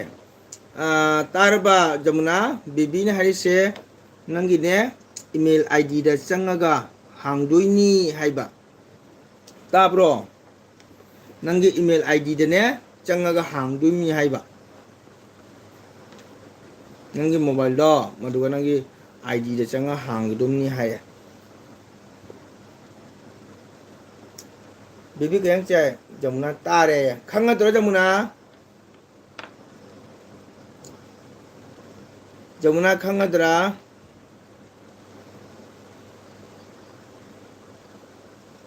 ꯑꯦꯜ ꯑꯥꯔ ꯑꯦꯁꯅ comment comment comment comment comment comment comment ꯉꯁꯤ ꯀꯥꯂꯤ ꯄꯨꯖꯥ ꯅꯨꯃꯤꯠꯅꯤ ꯃꯌꯥꯝ ꯍꯔꯥꯎ ꯍꯔꯥꯎꯅ ꯃꯌꯥꯝꯅ ꯅꯨꯡꯉꯥꯏꯐꯣꯡꯂꯛꯄ ꯑꯣꯏꯅ ꯂꯥꯏꯛ ꯇꯧꯕꯤꯌꯨ ꯀꯣꯃꯦꯟ ꯊꯝꯕꯤꯌꯨ ꯑꯅꯧꯕ ꯏꯆꯤꯟ ꯏꯅꯥꯎ ꯀꯅꯥꯒꯨꯝꯕ ꯃꯪꯒꯣꯜ ꯅꯠꯇꯒꯤ ꯆꯦꯅꯦꯜꯁꯤꯕꯨ ꯃꯤꯠꯌꯦꯡ ꯇꯥꯕꯤꯔꯝꯃꯗꯤ ꯃꯌꯥꯝ ꯁꯞꯄꯣꯔꯠ ꯇꯧꯕꯤꯌꯨ ꯏꯆꯤꯟ ꯏꯅꯥꯎ ꯃꯌꯥꯝꯒꯤ ꯁꯞꯄꯣꯔꯠꯇꯒꯤꯅꯤꯀꯣ ꯑꯩꯅ ꯑꯦꯜꯕꯤ ꯊꯥꯖꯔꯤꯁꯦ ꯃꯇꯝ ꯀꯥꯏꯊꯣꯛꯆꯔꯒ ꯃꯌꯥꯝ ꯁꯞꯄꯣꯔꯠ ꯇꯧꯕꯤꯌꯨ ꯑꯥꯔꯦꯁ ꯆꯥꯛ ꯆꯥꯔꯕꯣ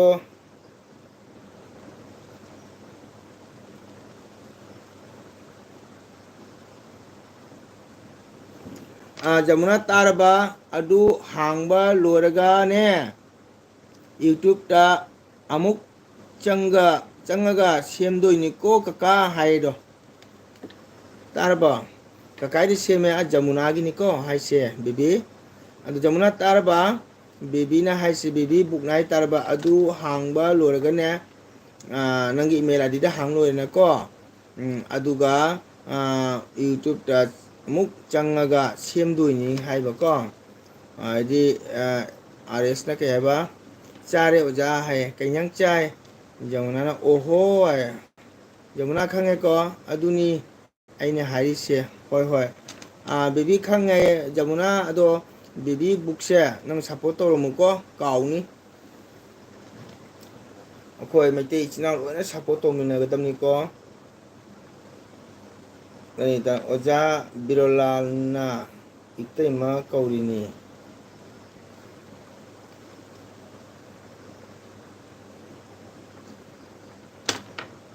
ꯑꯣ ꯕꯤꯔꯣꯂꯥꯜꯁꯦ ꯔꯥꯕꯣꯛꯀꯤꯗꯨꯔꯥ ꯔꯥꯕꯣꯛꯀꯤ ꯑꯥꯔꯃꯤꯗꯨ ꯅꯠꯇ꯭ꯔꯣ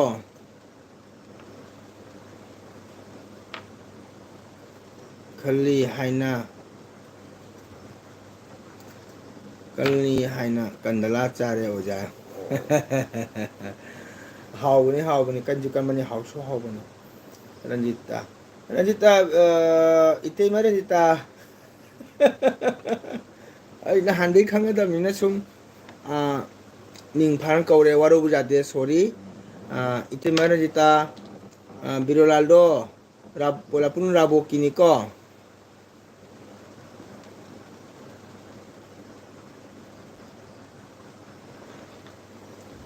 ꯑꯣꯀꯦ ꯊꯥꯖꯗꯕꯗꯣ ꯑꯕꯨꯡꯉꯣꯗꯤ ꯄꯤꯛꯄ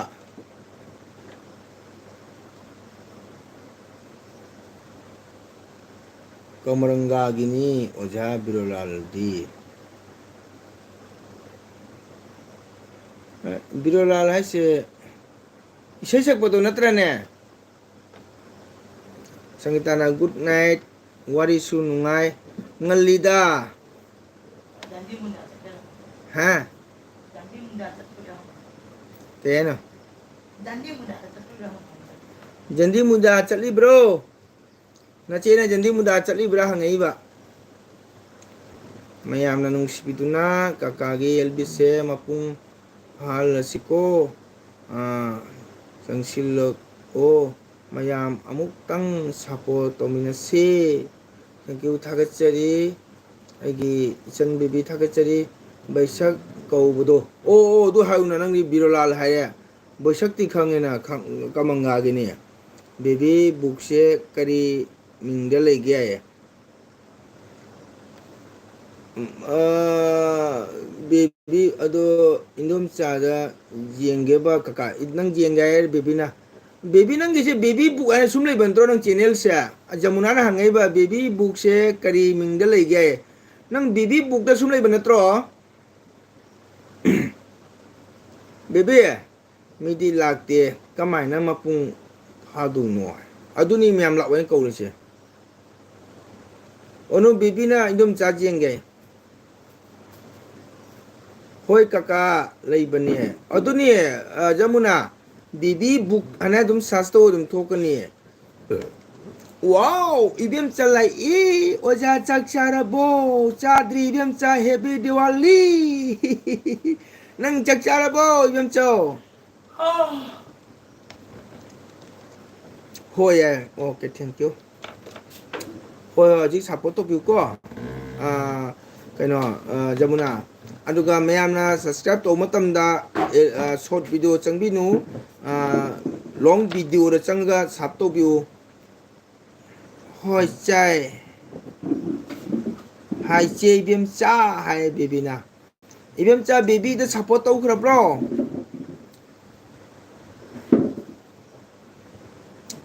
ai nom chalai to baby ure bo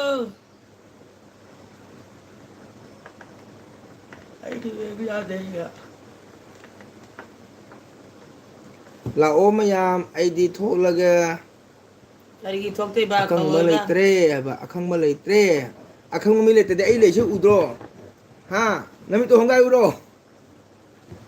hai che bim cha hai ka ra cha re oja happy diwali bim cha heng duty le bro ma dine aigi sap to ba haite hai kana ibim cha rai sibo ma di aigi sap to ba haite hai kana na ibim cha na hai ro sangita thok ra mare guna hai maga bibina hoi hai jumli ma do hakam chale hai ite maran jitana jumlai ma do hakam chale hai bibina hoi oja su khangda badunani chak lame hai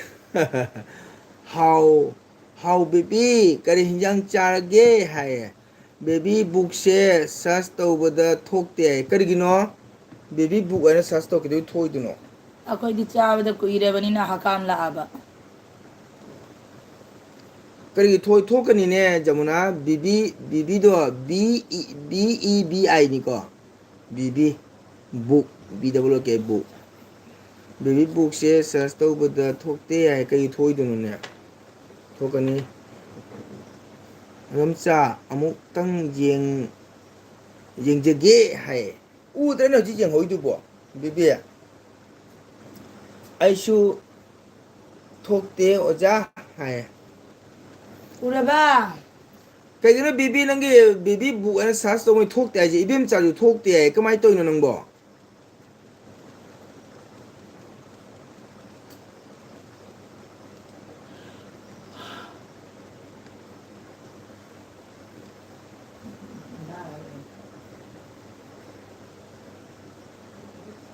khara ꯈꯠꯂꯨ ꯑꯗꯨꯒ ꯊꯣꯛꯄꯅꯤ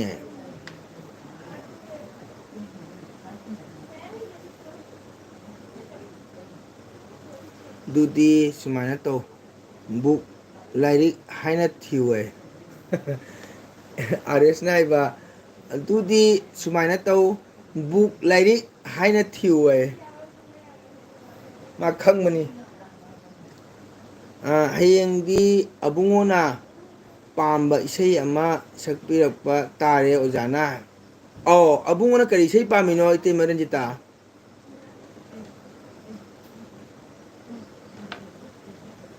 ꯑꯗꯣ ꯑꯕꯨꯡꯉꯣꯁꯤꯒ ꯀꯃꯥꯏꯅ ꯑꯩꯒ ꯎꯅꯒꯗꯧꯕꯅꯣ ꯑꯝꯇ ꯍꯥꯏꯔꯛꯑꯣ ꯏꯇꯩꯃ ꯔꯟꯖꯤꯇꯥ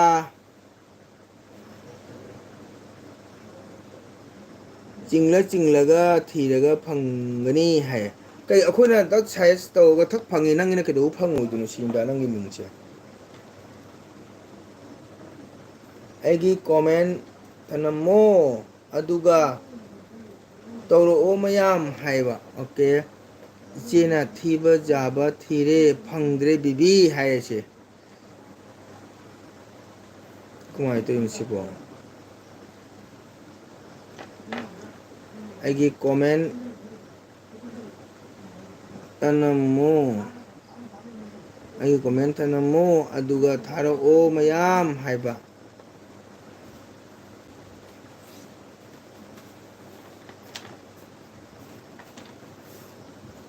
ꯅꯣꯏꯅ ꯍꯩꯇꯕꯒꯤꯅꯤ ꯍꯥꯏꯌꯦ ꯑꯩ ꯊꯤꯒꯦ ꯍꯥꯏꯌꯦ ꯑꯥꯔꯦꯁꯅ ꯑꯧ ꯊꯤꯔꯒ ꯑꯝꯇꯪ ꯅꯪ ꯕꯤꯕꯤꯒꯤꯁꯦ ꯑꯝꯇꯪ ꯁꯞꯄꯣꯔꯠ ꯇꯧꯔꯛꯑꯣ ꯑꯗꯨꯒ ꯃꯌꯥꯝꯗ ꯑꯝꯇꯪ ꯍꯥꯏꯔꯛꯑꯣ ꯍꯧꯖꯤꯛ ꯇꯧꯁꯦ ꯑꯥꯔꯦꯁ ꯅꯪ ꯍꯧꯖꯤꯛ ꯑꯝꯇꯪ ꯇꯧꯁꯦ ꯑꯩꯈꯣꯏ ꯕꯤꯕꯤꯒꯤꯗꯣ ꯅꯪ ꯁꯔꯁ ꯇꯧ ꯁꯞꯄꯣꯔꯠ ꯇꯧꯔꯒ ꯃꯉꯣꯟ ꯀꯣꯃꯦꯟ ꯊꯝꯃꯣ ꯑꯗꯨꯒ ꯃꯌꯥꯝꯗ ꯑꯝꯇꯪ ꯍꯥꯏꯔꯛꯎꯁꯦ ꯀꯃꯥꯏꯅ ꯁꯔꯁ ꯇꯧꯒꯦꯗꯣ ꯅꯪꯅ ꯈꯔ ꯈꯪꯕ ꯃꯥꯜꯂꯦꯕꯀꯣ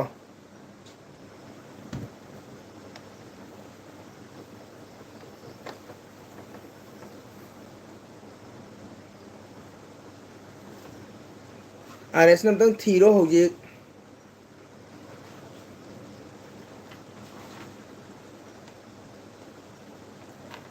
ꯑꯩ ꯑꯕꯨꯡꯉꯣꯁꯦ ꯀꯔꯝꯍꯥꯏꯅ ꯎꯅꯒꯗꯧꯅꯣ ꯈꯪꯗ꯭ꯔꯦ ꯑꯕꯨꯡꯉꯣꯁꯦ ꯎꯅꯤꯡꯕꯅ ꯂꯣꯏꯔꯦꯅꯦ ꯃꯥꯅ ꯁꯛꯄ ꯏꯁꯩꯁꯦ ꯑꯩ ꯇꯥꯅꯤꯡꯉꯤꯅꯦ ꯏꯁꯥꯅ ꯑꯣꯖꯥ ꯇꯧꯖꯒꯦ ꯋꯥꯔꯧꯕꯤꯅꯣ ꯍꯥꯏ ꯍꯣꯏ ꯋꯥꯔꯧꯗꯦ ꯍꯧꯖꯤꯛ ꯑꯝꯇ ꯇꯧꯔ ꯈꯪꯍꯜꯂꯛꯑꯣ ꯑꯩ ꯈꯪꯉꯤ ꯆꯠꯆꯔꯨꯈꯤꯒꯦ ꯑꯣꯖꯥ ꯍꯥꯏꯕ ꯊꯣꯛꯆꯔꯨꯈꯤꯒꯦ ꯑꯣꯖꯥ ꯑꯧ ꯌꯥꯅꯤ ꯏꯗꯣꯝꯆꯥꯒ ꯏꯗꯣꯝꯆꯥ ꯏꯗꯣꯝꯆꯥꯒ ꯐꯣꯟꯗꯣ ꯑꯗꯨꯗꯣ ꯄꯨꯊꯣꯛꯑꯣ ꯑꯗꯨꯒ ꯏꯇꯛꯀꯦ ꯀꯀꯥ ꯍꯥꯏ ꯀꯀꯥ ꯆꯥꯛ ꯆꯥꯔꯕꯣ ꯔꯇꯟꯅ ꯑꯧ ꯔꯇꯟ ꯆꯥꯗ꯭ꯔꯤꯌꯦ ꯅꯪ ꯆꯥꯔꯕꯣ ꯔꯇꯟ ꯊꯦꯡꯀ꯭ꯌꯨ ꯔꯇꯟ ꯆꯪꯉꯛꯑꯦ ꯍꯧꯖꯤꯛꯇ ꯊꯥꯒꯠꯆꯔꯤ ꯔꯇꯟ ꯂꯥꯏꯛ ꯇꯧꯕꯤꯔꯝꯃꯣ ꯁꯞꯄꯣꯔꯠ ꯇꯧꯕꯤꯔꯝꯃꯣ ꯊꯥꯒꯠꯆꯔꯤ ꯔꯇꯟ ꯀꯀꯥꯒꯤ ꯆꯦꯅꯦꯜꯗ ꯏꯆꯧꯈꯩꯒꯤꯗꯃꯛꯇ ꯍꯥꯏꯅꯤꯡꯉꯥꯏ ꯊꯥꯒꯠꯆꯔꯤ ꯍꯦꯞꯄꯤ ꯗꯤꯋꯥꯂꯤ ꯔꯇꯟ ꯍꯦꯞꯄꯤ ꯗꯤꯋꯥꯂꯤ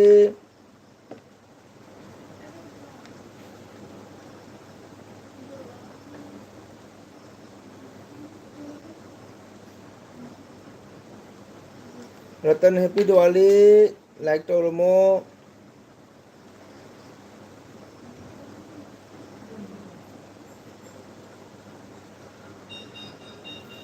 ꯏꯗꯣꯝꯆꯥꯒꯤ ꯐꯣꯟꯗꯣ ꯌꯥꯗꯦ ꯍꯥꯏꯃꯤ ꯅꯪꯕꯣ ꯌꯦꯡꯉꯣ ꯂꯥꯎꯅꯦ ꯏꯇꯥ ꯁꯥ ꯔꯙꯥ ꯁ꯭ꯌꯥꯝꯒꯤ ꯐꯖꯕ ꯔꯨꯞꯁꯦ ꯑꯣꯍꯣ ꯑꯣꯍꯣ ꯑꯣ ꯑꯣꯀꯦ ꯑꯣꯀꯦ ꯑꯣꯀꯦ ꯍꯣꯏ ꯍꯣꯏ ꯌꯦꯡꯒꯦ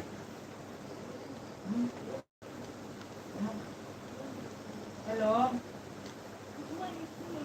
ꯇꯥꯕꯗ ꯏꯃꯨꯡꯗ ꯋꯥ ꯉꯥꯡ ꯇꯥꯗꯕꯅꯤ ꯍꯜꯂꯣ ꯕꯤꯕꯤ ꯕꯨꯛ ꯑꯝꯇ ꯁꯥꯔꯁ ꯇꯧ ꯅꯪꯒꯤꯗꯨꯒ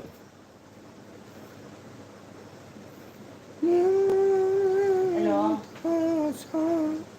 ꯌꯥꯏꯌꯦ ꯊꯣꯛꯇꯦꯍꯦ ꯕꯦꯕꯤ ꯕꯨꯛꯇꯣ ꯀꯨꯏꯅ ꯀꯃꯥꯏꯅ ꯇꯧꯔꯤꯅꯣ ꯌꯥꯏꯌꯦ ꯀꯀꯥ ꯀꯔꯤ ꯌꯦꯟꯁꯥꯡ ꯆꯥꯒꯦ ꯑꯩꯈꯣꯏ ꯀꯔꯤ ꯌꯦꯟꯁꯥꯡꯅꯣ ꯑꯄꯥꯝꯕꯤꯒ ꯄꯥꯟꯒ ꯊꯣꯡ ꯂꯨꯄꯥ ꯃꯥꯡꯕꯤꯒ ꯄꯥꯟꯒꯅꯤ ꯔꯇꯟ ꯍꯜꯂꯣ ꯔꯇꯟꯗꯤ ꯀꯔꯤ ꯌꯦꯟꯁꯥꯡ ꯆꯥꯏ ꯇꯥꯏꯌꯦ ꯍꯥꯏꯌꯣ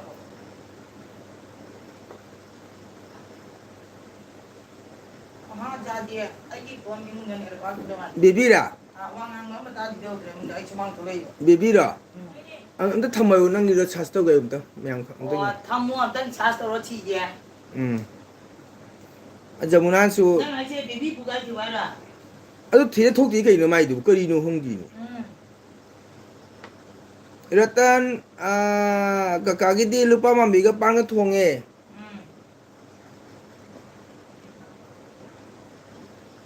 ꯔꯇꯟꯗꯤ ꯀꯩ ꯏꯟꯁꯥꯡ ꯆꯥꯏ ꯑꯍꯩꯕꯅꯤꯅ ꯀꯥꯡꯁꯣꯏ ꯆꯥꯏ ꯋꯥꯎ ꯀꯥꯡꯁꯣꯏ ꯍꯥꯎꯕꯅꯤ ꯃꯌꯥꯝ ꯏꯆꯤꯟ ꯏꯅꯥꯎ ꯊꯣꯛꯄꯤꯒꯅꯨꯀꯣ ꯉꯥꯏꯍꯥꯛ ꯋꯥꯔꯁꯨ ꯋꯥꯅ ꯉꯥꯛꯇꯪ ꯁꯞꯄꯣꯔꯠ ꯇꯧꯕꯤꯌꯨ ꯃꯤꯅꯤꯠ ꯑꯃꯇꯪ ꯋꯦꯠ ꯇꯧꯕꯤꯌꯨ ꯑꯩꯈꯣꯏ ꯏꯆꯤꯟ ꯏꯅꯥꯎ ꯃꯌꯥꯝ ꯀꯣꯃꯦꯟ ꯁꯨꯝ ꯊꯝꯕꯤꯌꯨ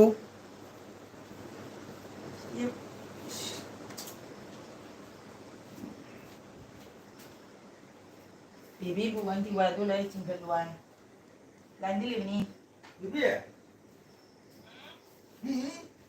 ꯑꯝꯇ ꯂꯥꯏꯟ ꯂꯩꯌꯨ ꯉꯥꯏꯈꯣ ꯑꯃꯁꯨ ꯅꯪꯗꯣ ꯑꯝꯇ ꯐꯪꯗꯦ ꯀꯃꯥꯏꯅ ꯇꯧꯔꯤꯅꯣ ꯁꯥꯎꯅꯤꯡꯈ꯭ꯔꯦ ꯑꯃꯨꯛ ꯊꯣꯛꯂꯛꯑꯕ ꯑꯣ ꯀꯩꯅꯣ ꯀꯩꯅꯣ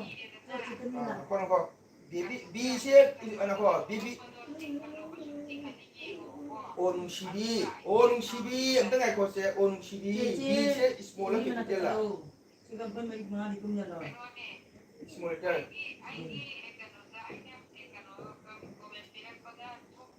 ꯑꯥ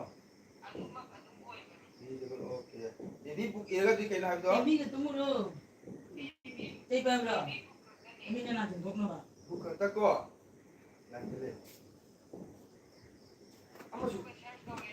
ꯁꯔꯁ ꯇꯧ ꯌꯥꯀꯣ ꯅꯪ ꯉꯥꯏꯈꯣ ꯑꯝꯇꯪ ꯅꯪ ꯅꯤꯡꯁꯤꯡꯉꯣ ꯑꯩ ꯁꯪꯗꯦ ꯑꯝꯇ ꯂꯥꯏꯟꯗ ꯂꯩ ꯀꯩꯒꯤꯗꯣ ꯈꯔ ꯅꯠꯇꯦꯅꯦ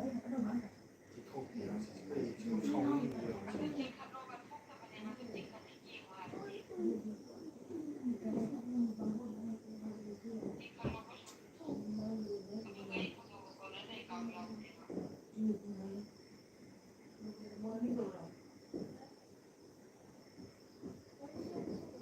ꯏꯟꯗꯣꯝꯆꯥꯒꯤ ꯃꯣꯕꯥꯏꯜꯁꯤꯁꯨꯅꯦ ꯁꯤꯔꯦ ꯄꯨꯔꯥ ꯑꯅꯤ ꯄꯨꯔꯛꯎ ꯀꯩꯅꯣ ꯑꯅꯤ ꯄꯨꯔꯛꯎ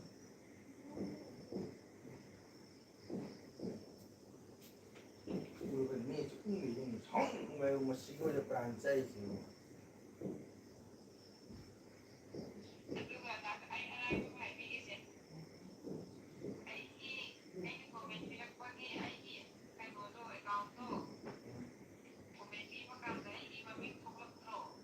ꯊꯣꯛꯏ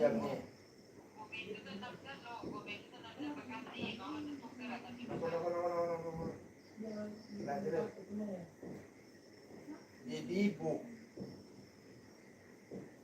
ꯏꯟꯇ꯭ꯔꯥꯡ ꯀꯩꯕ ꯀꯩꯕ ꯈꯨꯡꯗꯣꯡ ꯀꯩꯕ ꯁꯤꯕꯨ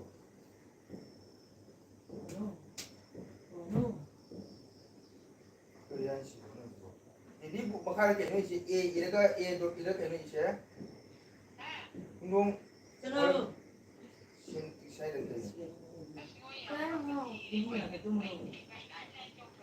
ꯁꯤ ꯉꯥꯡꯉꯤ ꯆꯩ ꯆꯥꯇꯥꯔꯦ ꯅꯪ 110 ꯁꯕꯁꯀ꯭ꯔꯥꯏꯕꯔ ꯁꯨꯔꯕ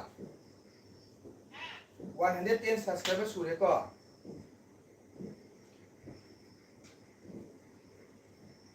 ꯅꯪꯒꯤ ꯐꯪꯉꯦ ꯏꯗꯣꯝꯆꯥꯗꯩ ꯑꯩ ꯁꯞ ꯑꯃ ꯂꯥꯛꯑꯝꯃꯤꯁꯤ ꯚꯤꯗꯤꯑꯣ ꯐꯪꯉꯦ ꯉꯥꯏꯈꯣ ꯂꯥꯏꯟꯗ ꯂꯩꯌꯨ ꯁꯅꯥ ꯃꯤꯁꯤꯗꯅꯦ ꯋꯦꯇꯤꯡ ꯂꯥꯞꯄꯗ ꯂꯩꯌꯦꯕ ꯈꯨꯠꯇꯣꯛꯑ ꯁꯥꯎꯒꯠꯂꯦ ꯍꯥꯏꯁꯤꯅꯤꯀꯣ ꯑꯩ ꯑꯦꯜꯕꯤ ꯊꯥꯔꯤ ꯑꯣꯀꯦ ꯊꯣꯛꯂꯛꯑꯦ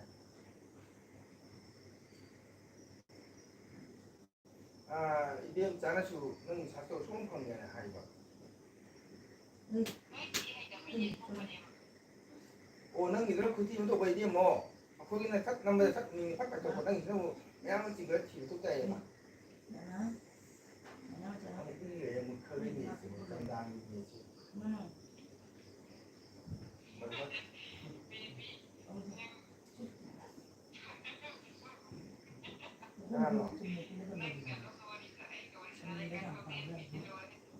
ꯆꯍꯤ ꯂꯣꯏꯈ꯭ꯔꯕꯣ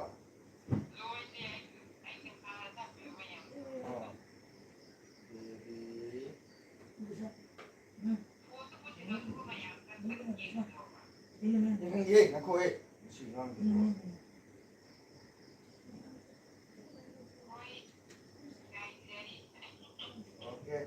ꯂꯥꯏꯟꯗ ꯂꯩꯅ ꯋꯥ ꯉꯥꯡ ꯑꯩ ꯃꯌꯥꯝꯗ ꯎꯍꯟꯒꯦꯀꯣ ꯄꯨꯅꯆꯥꯒꯤ ꯅꯤꯠꯁꯤꯕꯨ ꯊꯥꯎꯒꯟ ꯈꯔ ꯊꯝꯈꯤꯒꯦ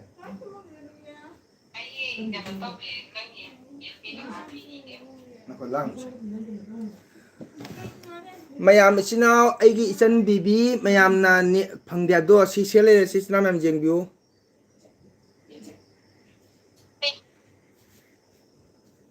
ꯎꯔꯕ ꯏꯆꯤꯟ ꯏꯅꯥꯎ ꯃꯌꯥꯝ ꯕꯦꯕꯤ ꯕꯨꯛꯁꯦ ꯃꯌꯥꯝ ꯁꯔꯁ ꯇꯧꯕꯤꯔꯣ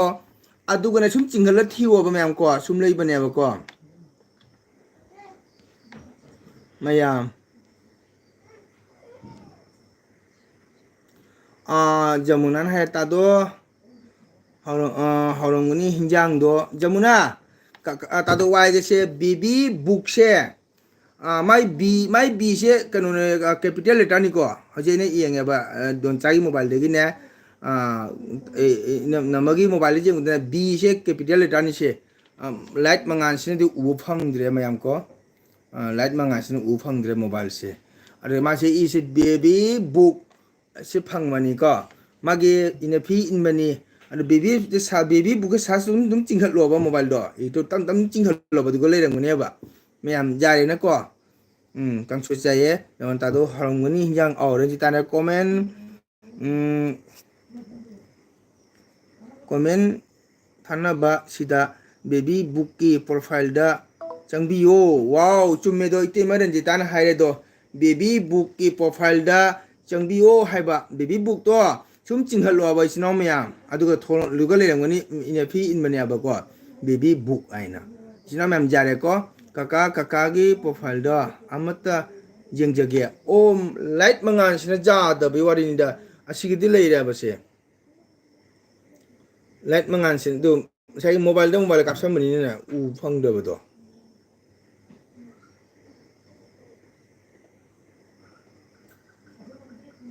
ꯏꯆꯤꯟ ꯏꯅꯥꯎ ꯃꯌꯥꯝ ꯎꯔꯕꯁꯤ ꯌꯦꯡꯉꯨꯁꯦ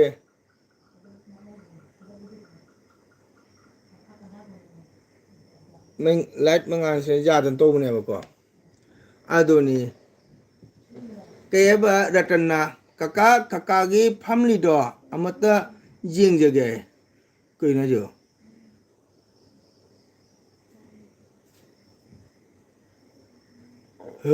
ꯕꯦꯕꯤ ꯅꯪ ꯐꯤꯗꯨꯛ ꯏꯟꯕ꯭ꯔꯥ ꯑꯧ ꯐꯤꯗꯨꯛ ꯏꯟꯕꯅꯦ ꯐꯤꯗꯨꯛ ꯏꯟꯕꯅꯦ ꯑꯥꯔ ꯑꯦꯁ ꯐꯤꯗꯨꯛ ꯏꯟꯕꯅꯦ ꯐꯤꯗꯨꯛ ꯏꯟꯕꯅꯦꯕꯀꯣ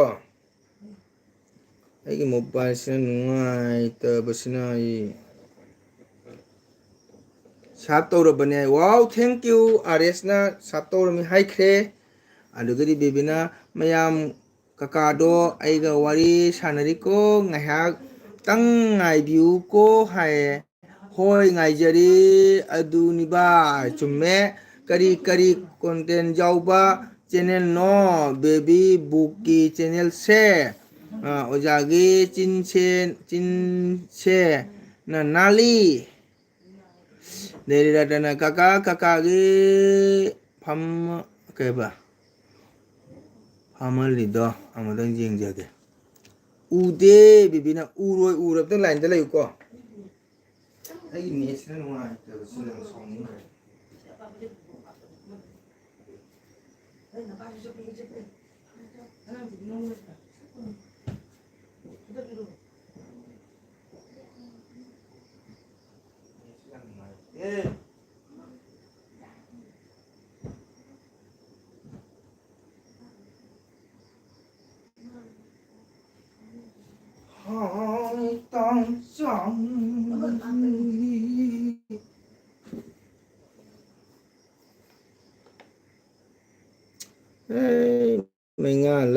ꯂꯥꯏꯠ ꯃꯉꯥꯜꯁꯤꯅ ꯅꯨꯡꯉꯥꯏꯈꯤꯗ꯭ꯔꯦꯕꯨ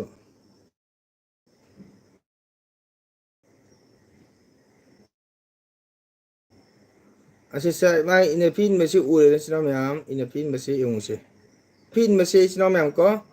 ꯑꯁꯤ ꯎꯔꯕ ꯏꯆꯤꯟ ꯏꯅꯥꯎ ꯃꯌꯥꯝꯁꯦ ꯏꯅꯐꯤ ꯏꯟꯕꯁꯦ ꯕꯦꯕꯤꯅꯤꯁꯦ ꯃꯌꯥꯝ ꯎꯔꯕꯣ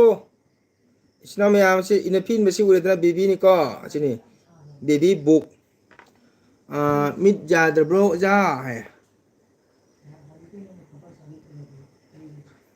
ꯕꯤꯕꯤꯕꯨꯅ ꯑꯗꯣ ꯃꯌꯥꯝ ꯉꯥꯏꯃꯤꯟꯅꯔꯁꯤꯀꯣ ꯀꯀꯥꯁꯦ ꯑꯧ ꯌꯥꯔꯦ ꯑꯩꯗꯤ ꯔꯇꯟꯅ ꯀꯀꯥꯒꯤ ꯐꯦꯃꯤꯂꯤꯗꯣ ꯑꯃꯠꯇ ꯌꯦꯡꯖꯒꯦ ꯍꯥꯏ ꯑꯣꯅꯨ ꯑꯝꯇ ꯂꯥꯛꯑꯣ ꯔꯇꯟꯅ ꯑꯝꯇꯪ ꯌꯦꯡꯖꯒꯦ ꯑꯩꯈꯣꯏ ꯐꯦꯃꯤꯂꯤꯁꯦ ꯑꯗꯩꯗꯤ ꯃꯤꯠ ꯌꯥꯗ꯭ꯔꯕꯣ ꯑꯣꯖꯥꯏ ꯑꯗꯩ ꯏꯇꯩꯃ ꯔꯟꯖꯤꯇꯥꯅ ꯔꯇꯟꯅ ꯍꯥꯏꯔꯤꯕꯗꯣ ꯐꯦꯃꯤꯂꯤ ꯑꯥꯎ ꯃꯥꯅꯦ ꯃꯥꯅꯦ ꯈꯪꯉꯦ ꯍꯥꯏꯔꯤꯕ꯭ꯔꯥ ꯑꯥꯎ ꯐꯦꯃꯤꯂꯤ ꯍꯥꯏꯔꯤꯕꯅꯤ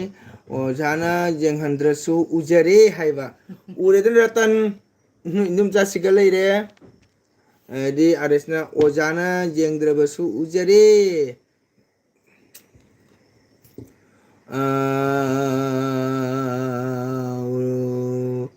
ꯀꯩꯕ ꯅꯦꯇꯣ ꯈꯔ ꯂꯩ ꯊꯋꯥꯏ ꯃꯣꯕꯥꯏꯜꯁꯤꯁꯨ ꯃꯍꯥ ꯑꯗꯨꯒꯗꯤ ꯏꯆꯦꯁꯨ ꯌꯦꯡꯖꯒꯦ ꯍꯥꯏꯕꯅꯤ ꯏꯆꯦ ꯐꯝꯃꯤꯌꯦ ꯎꯔꯕ ꯎꯗꯦ ꯅꯪꯗꯤ ꯊꯥꯖꯕꯗ ꯏꯂꯪ ꯂꯪꯒꯅꯨ ꯕꯦꯕꯤ ꯃꯁꯛ ꯈꯪꯗ꯭ꯔꯗꯤ ꯎꯔꯕꯗꯅ ꯀꯩꯒꯤꯅꯣ ꯏꯂꯪ ꯂꯪꯅ ꯎꯏ ꯏꯆꯥꯁꯨ ꯌꯦꯡꯖꯒꯦ ꯍꯥꯏꯕꯅꯤ ꯑꯉꯥꯡ ꯂꯣꯏ ꯏꯆꯥꯁꯨ ꯇꯨꯝꯈ꯭ꯔꯦ ꯇꯨꯝꯈ꯭ꯔꯦ ꯏꯂꯪ ꯂꯪꯏ ꯌꯥꯗꯦ ꯑꯩ ꯕꯦꯕꯤ ꯐꯖꯕꯅ ꯑꯩꯗꯤ ꯑꯉꯥꯡꯁꯤꯡ ꯇꯨꯝꯅ ꯂꯩ ꯉꯔꯥꯡ ꯉꯟꯅ ꯌꯦꯡꯗꯦ ꯑꯥꯔꯦꯁꯅ ꯀꯣꯃꯦꯟ ꯐꯖꯅ ꯄꯥꯎ ꯑꯣꯖꯥ ꯎꯗꯦ ꯏꯆꯥꯁꯨ ꯌꯦꯡꯖꯒꯦ ꯍꯥꯏꯕꯅꯦ ꯑꯩꯒꯤ ꯐꯣꯟꯗꯣ ꯑꯗꯨꯒꯤ ꯐꯣꯟꯗꯣ ꯊꯨꯒꯥꯏꯈ꯭ꯔꯣꯗ ꯑꯃ ꯀꯀꯥ ꯑꯗꯨꯛ ꯂꯩꯕꯤꯌꯨꯔꯣ ꯌꯥꯝꯅ ꯅꯨꯡꯉꯥꯏꯇꯕꯗꯨꯕꯣ ꯄꯩꯁꯥ ꯂꯩꯇꯅ ꯂꯩꯕ ꯄꯩꯁꯥ ꯂꯩꯇꯅ ꯇꯧꯕꯅꯦ ꯕꯦꯕꯤ ꯄꯩꯁꯥ ꯂꯩꯇꯅ ꯇꯧꯕꯅꯦ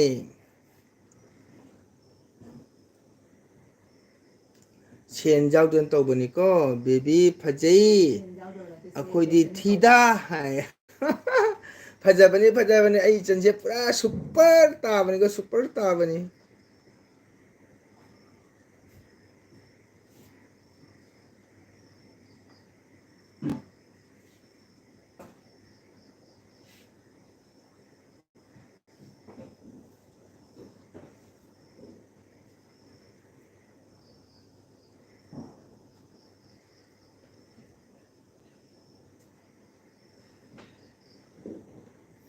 ꯇꯦꯃꯔꯇꯅ ꯕꯦꯕꯤ ꯑꯅꯧꯕ ꯑꯃ ꯂꯩꯕꯤꯒꯦ ꯍꯥꯏꯔꯤꯔꯣ ꯑꯩ ꯇꯦꯃꯔꯖꯤꯇꯥꯅ ꯗꯤꯋꯥꯂꯤꯒꯤ ꯊꯥꯗꯣꯛꯄꯁꯤꯗ ꯊꯥꯗꯣꯛꯄꯁꯤꯒ ꯂꯩꯍꯧꯔꯣꯅꯦ ꯑꯣꯖꯥ ꯗꯤꯋꯥꯂꯤꯒꯤ ꯑꯣꯐꯔ ꯊꯥꯗꯣꯛꯄꯁꯦ ꯄꯩꯁꯥ ꯂꯩꯇꯦꯅꯦ ꯑꯥꯔꯦꯁ ꯑꯩꯅ ꯂꯩꯕꯤꯔꯒꯦ ꯏꯆꯟꯅ ꯍꯥꯏꯗꯨꯅ ꯄꯦꯜꯂꯦ ꯀꯀꯥꯗꯤ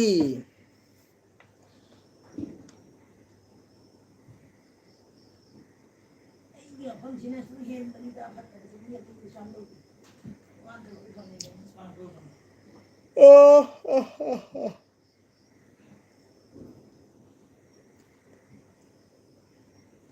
ꯃꯣꯕꯥꯏꯜꯗꯒꯤ ꯗꯣꯁ ꯅꯠꯇꯦ ꯃꯐꯝꯗꯁꯨ ꯈꯔ ꯗꯣꯁ ꯂꯩ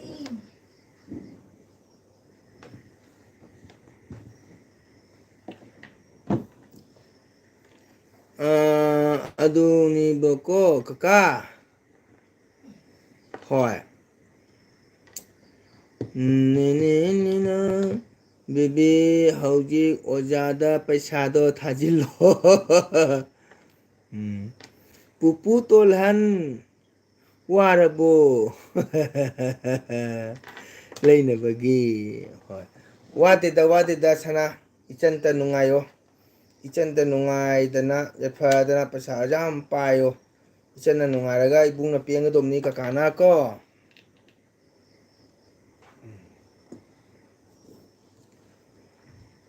ꯏꯇꯩꯃ ꯔꯟꯖꯅ ꯇꯨꯝꯁꯤꯠ ꯐꯥꯔꯔꯣꯏ ꯑꯣꯖꯥꯁꯦ ꯍꯀꯥꯝ ꯐꯖꯅ ꯆꯜꯂꯦ ꯖꯤꯄꯤ ꯇꯧꯒꯦꯀꯣ ꯃꯌꯥꯝ ꯑꯣꯀꯦ ꯑꯩ ꯏꯆꯥꯅ ꯍꯥꯏꯕ ꯄꯦꯜꯂꯦ ꯀꯀꯥꯗꯤ ꯏꯆꯥꯇ ꯈꯤꯇꯪ ꯅꯨꯡꯉꯥꯏꯔꯣ ꯕꯤꯕꯤ ꯂꯥꯏꯟꯗ ꯂꯩꯔꯤꯔꯣ ꯑꯩꯒꯤꯁꯦ ꯃꯣꯕꯥꯏꯜꯗꯒꯤ ꯗ꯭ꯌꯨꯁ ꯅꯠꯇꯦꯗ ꯑꯩꯈꯣꯏ ꯅꯦꯠꯋꯥꯛꯁꯤꯅꯁꯨ ꯅꯨꯡꯉꯥꯏꯇꯕ 비비 사나 톡버러 오자나 사나 거리세 아우 눈신 하이버니 라다나 Baby, 까까기 이짜수 아마따 쟁저게 라탄 앙앙싱 로이나 뚱크레 baby, tabro. 까까기디 Udi thaman 게 na. 일레일레이시디 Udi thaman na tayo. Ratan noma sodan uhunge aduga aigi video da su bani ko akhoi family sumji yang jagani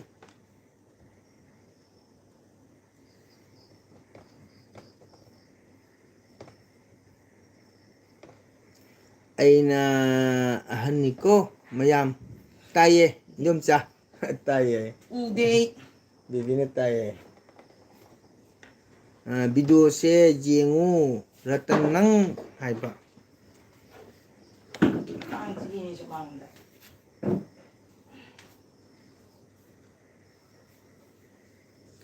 aduni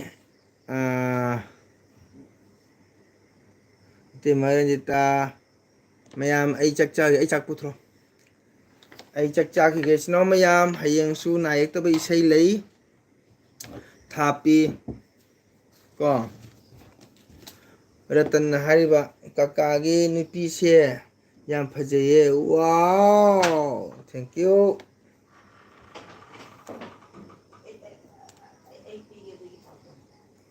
tamo oja kai mang kharage kai su mang dida kang chikpa Ratan, nang na do chabu thagat pagi. Do chana haini ngai leita na harawi. Atay na thagat pilakti ka naam ta na.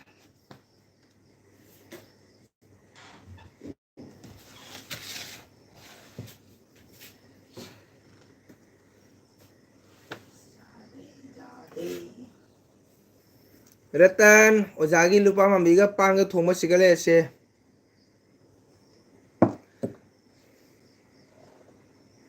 tamo oja kari mang kharage kai su mang die chak chak khige yo kakai ge damak tadi ile ko kaka kari su khalunu ko aisho 로히리 세점사 까나 까나나 다그트레 세다 비비 비비 kay kapina ngang nang say chani kakaga jam chani ye ratan na thank you Thagat chari ratan bu inom chana. Haini ngai leita thagali. ado kaka ai damak tadi ai leye ko kaka kari so khallu ganu ko ai so loiri se idom cha aigi ning siba isanu pi baby kakaga jam chaniye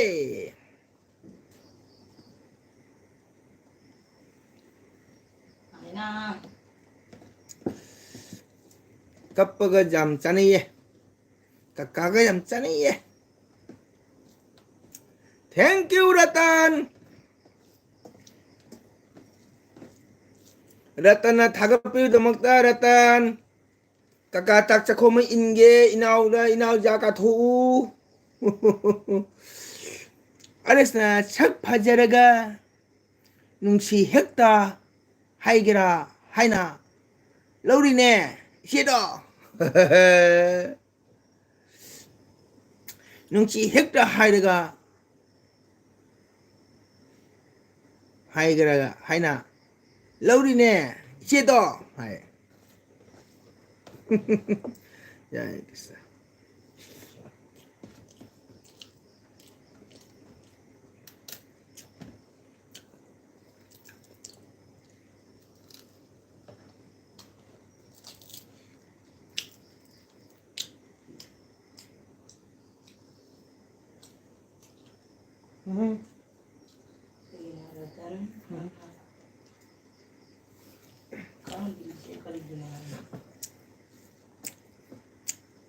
Dom chana ibu jaurabo harise ai di dom cha se aina kari mata nungsi bagi matau ni ne ko nungsi da bagi matau ni ko nungsi e jam hawe kakak wow Ratan thank you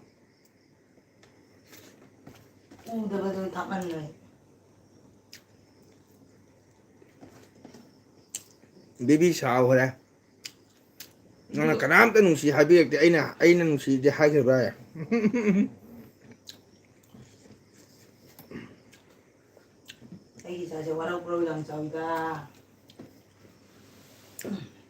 Ratan kasagi lupa mambi ilak ye maya katho Ratan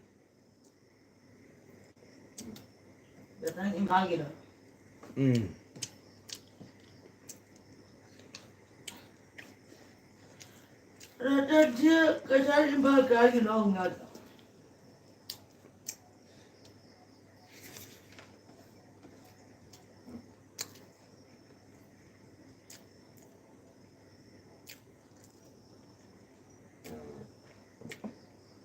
baby này ba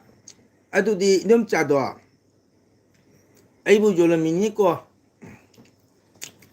jon de nang pan gi de ite maran jitana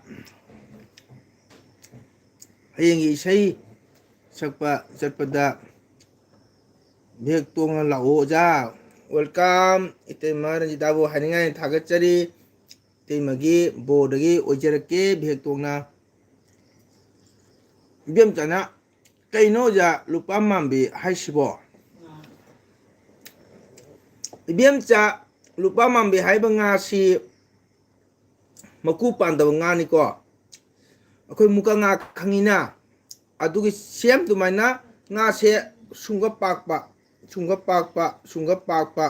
suksangba nga se ado asini ibiam cha lupa mambi haise ko se nga si am hawa manang musiba ko mase kasada phangi atopra phangbo wai Ratan jumbi makhong tiek la boy ai bu phat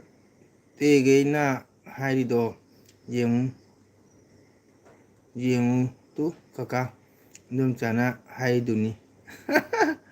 o hai lupa thok na lupa mambi laurini biemcha lupa thong lupa laurini biemcha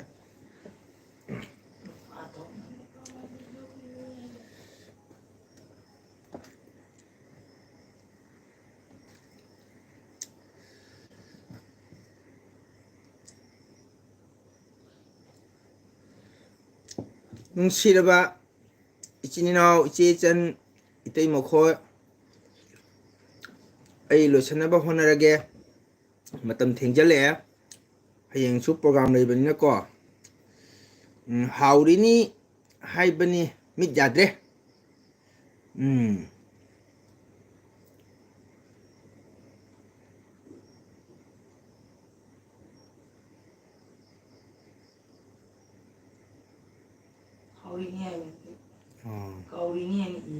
mana kaurini nai ba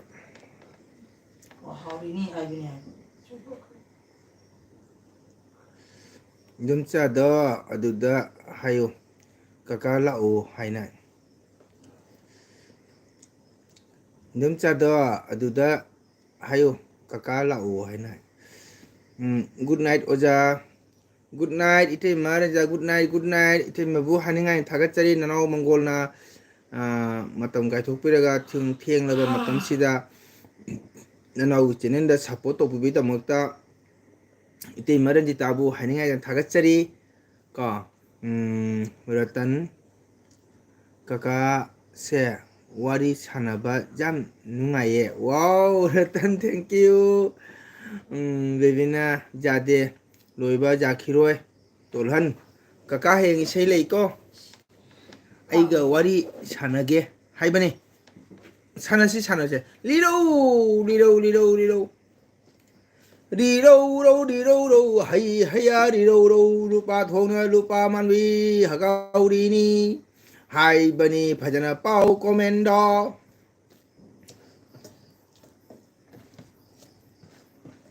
liro ro ro liro ro liro ro ro liro ro liro ro liro ro liro ro liro ro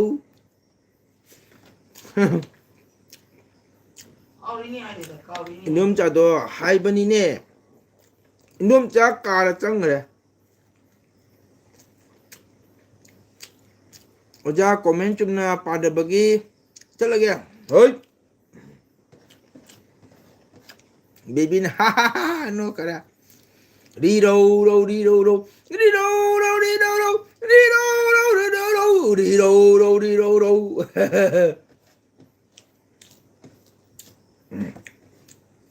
하이 비에마 영이 비에마 앙 에이 짜비비는 누가 가까이 타모이 빌리더구 우 베이비 가까이 허지기 세도 ям 퍼제이 해랬단나 자기 비마 비비 낭난 놓고 우리가 가까이 타모이 비리다고 비마 베이비 자르고 까나노 짤라게 하리도 하 자대 작자보다 왕왕바 파티고 자 오, 시장 ngay baby cấp bị dùng mà xì ngang người khu bắc cha tài là xì tôi gây lối xả lại cái năng cấp đi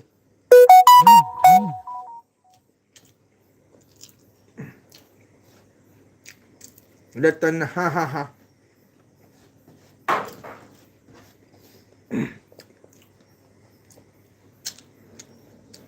ai ghi cha baby nè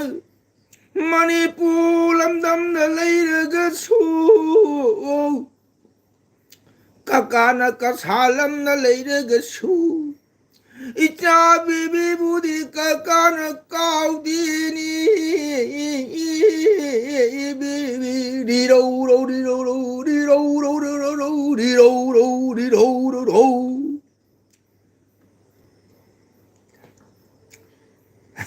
파기 따오바니 다카카이 닝바 통디 하이바니 강해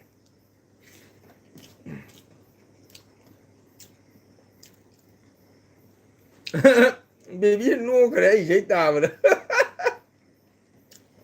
방이 따오바니 좀 짜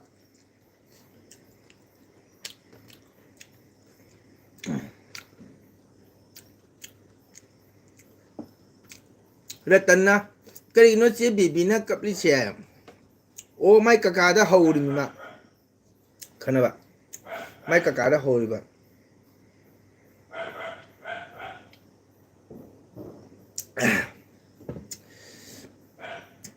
Manipur sana lai pa na irang na pharav kande ai cha bibi ka salam da khongdo re uku kaka re ngay đủ na lấy đồng giết cu bị mà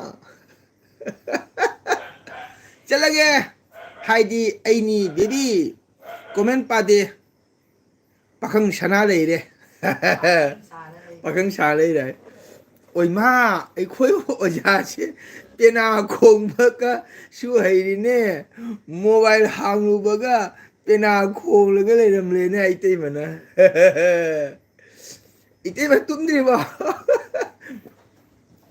ô ấy cái cha baby đã chắc bên này baby năng lấy hồ đồ có hay address nè dạ rồi baby nè ấy đi jam nè ngoài ta mà yam cả cái này nè ấy bu khăn ba ꯍꯧꯔꯤꯕꯅꯤꯅꯦ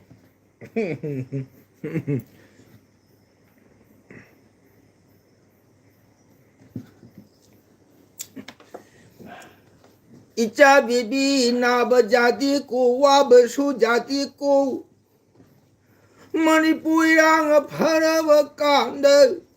कसालम num the खोंगोरग ककान ngaइदुन लैगनी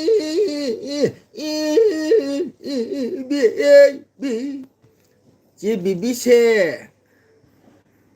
कका खैगा करी थोंना बगे हा रतन रतन हाय कौगी को रतन नाम शिव ऐगी बीबी से ऐगी इचानुपी थोइने रतन छाव थुबी नोप थुबी हराव थुबी cup थुबी इचनी ने रतन नंगबो हे यारे को थोकी बजादे आरेसना खनबा हगदबा मी अतैदी लाक्त्रो जा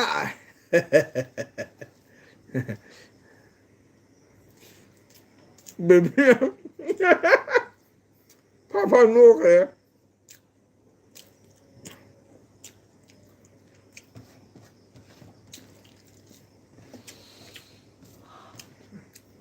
ओ है रतन मणिपुर इरांग कांदा रतन लाऊ को कका की युमदे कका की संगाइदे अहाव हाउतब चामिन सिको रतन लाऊ को बेबीगा ओजा से सुम सुम नुंसिरकले ऐदी वाव कंगलई मते ने हाय काका वाव कंगलई मते वाव वेलकम नुंगाइरिबो चकचारब्रो कंगलई अदो लाइक तोबिरमु ककाई चैनल लाकपैदमदा हाइंगाइन थागतचरी कैदौरगे बेबी हायरे ऐदी सिब तारेदा काका नु इबेम चाना कैदौरे बेबी बेबी ने ऐदी सिब तारेदा काका नोपदा रतना होय लाके काका हाइबा एलासना ओजागी इचागा नुपी जाउद्रो बेबीदा लूना इचेगा इचेगा नुपी जाउद्रो इचागा हाइमिदा बेबीदा लूना तौजबदो नुसिबा ओस याम नुसिये मैम नुसिखब चाने याम नुसिये मक्से नुसिबना लफो धाब जोट क्या खलेमी कसा लाकपा मतमदा आई बेबी से नुसिबना मैम नेट फंगदना को सुमांग थोलेसना मैम अदो ओके याम नुंगाइ रेसना मैम परमक आइसु लोसनबो तौरगे मतम थेंजले हयिंसु नायक तो प्रोग्राम ले बनिना को नुसिबसिना मैम परम बो हनिंगाय थागतचरी मंगल नतना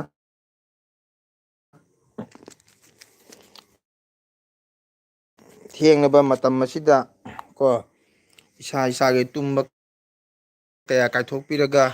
अगी चैनल चंगबिरगा सपोर्ट तौबीदमक्ता हनिंगा लेतना इस्लाम मैम थागतचरी चके मैम लोइना सपोर्ट तौबियु को सी हराउमिनसी अवा नुंगाइ फोंदोकमिनसी तौबियु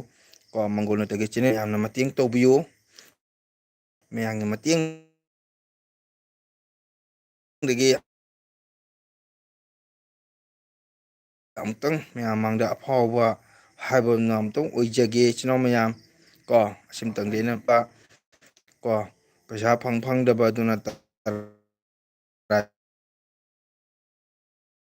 बे वारिनी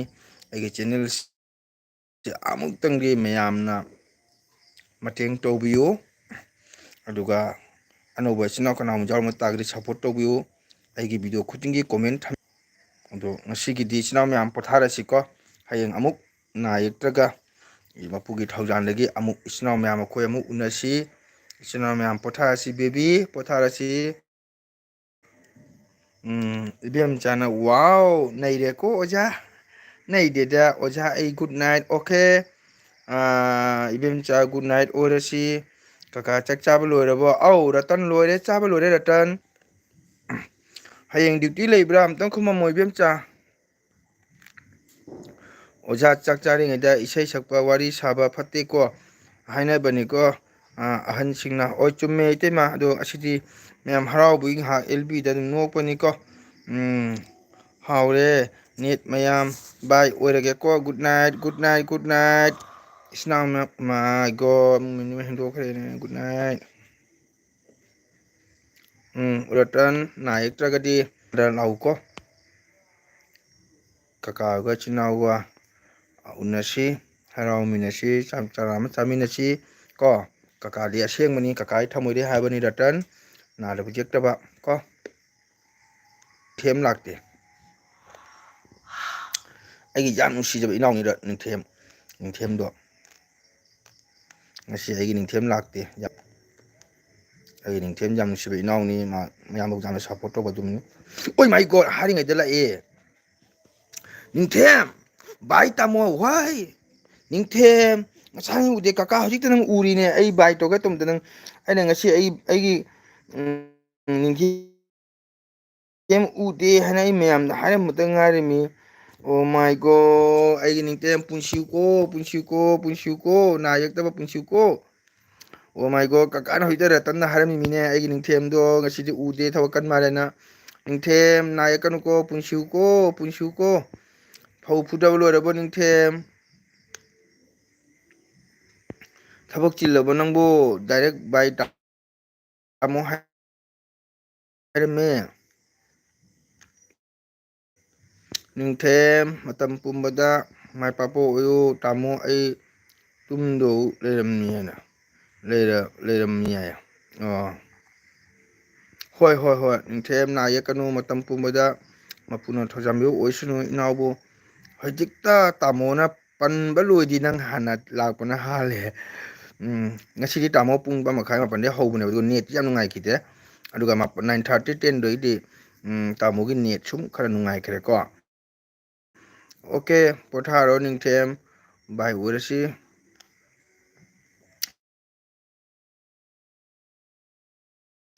ꯀꯩꯅꯣ ꯇꯧꯔꯤꯁꯤꯅ ꯀꯀꯥ ꯀꯩꯗꯧꯔꯦ ꯕꯦꯕꯤ ꯅꯦꯠ ꯌꯥꯗꯅ ꯁꯨꯃꯥꯡ ꯊꯣꯛꯂꯛꯏꯃꯤ ꯏꯪꯉꯤ ꯅꯦꯠ ꯐꯪꯗ꯭ꯔꯦ ꯏꯟꯗꯣꯝꯆꯥ ꯑꯗꯨ ꯁꯨꯃꯥꯡ ꯐꯝꯃꯤ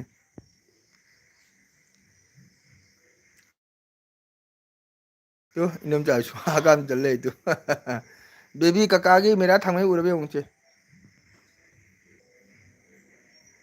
ꯀꯀꯥꯒꯤ ꯃꯌꯥ ꯊꯪꯕ ꯍꯣꯏ ꯍꯣꯏ ꯍꯥꯏꯌꯦ ꯇꯨ ꯌꯦꯡꯉꯨꯁꯦ ꯅꯤꯡꯊꯦꯝ ꯃꯥꯗ ꯇꯨ ꯏꯇꯩꯃ ꯐꯝꯃꯤ ꯅꯦꯠ ꯐꯪꯗꯦꯗꯅ ꯅꯤꯡꯊꯦꯝ ꯂꯣꯏꯔꯦ ꯍꯥꯏꯗꯥꯏꯅꯦ ꯑꯣ ꯂꯣꯏꯔꯦ ꯀꯥꯏꯅ ꯇꯧꯕꯗꯀꯣ ꯑꯩ ꯏꯅꯥꯎ ꯅꯤꯡꯊꯦꯝ ꯆꯪꯉꯦꯕꯅꯦ ꯑꯗꯨꯒ ꯑꯃꯨꯛ ꯀꯀꯥꯒ ꯑꯗꯨꯝ ꯅꯨꯡꯉꯥꯏꯃꯟꯗꯅ ꯀꯩꯅꯣꯒ ꯋꯥꯔꯤ ꯁꯥꯟꯅꯕꯅꯦ ꯀꯀꯥ good night okay Ratan good night ꯃꯇꯝ ꯂꯩꯕꯗ ꯑꯩꯒꯤ ꯏꯅꯥꯎ ꯔꯇꯟꯁꯨ ꯅꯥ ꯌꯦꯛꯇꯕ ꯀꯣ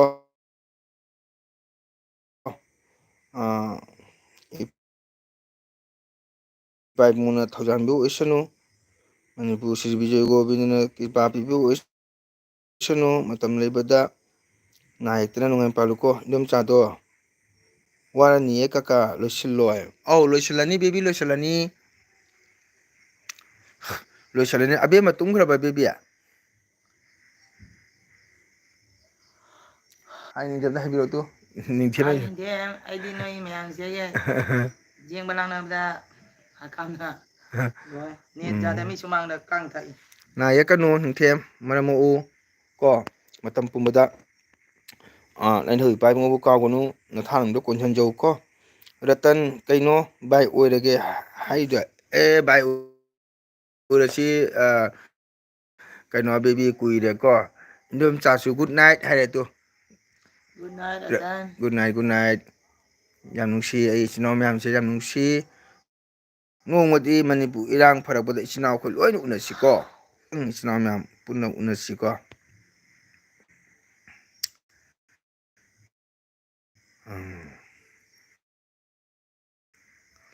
ꯑꯩꯗꯤ ꯑꯩꯈꯣꯏ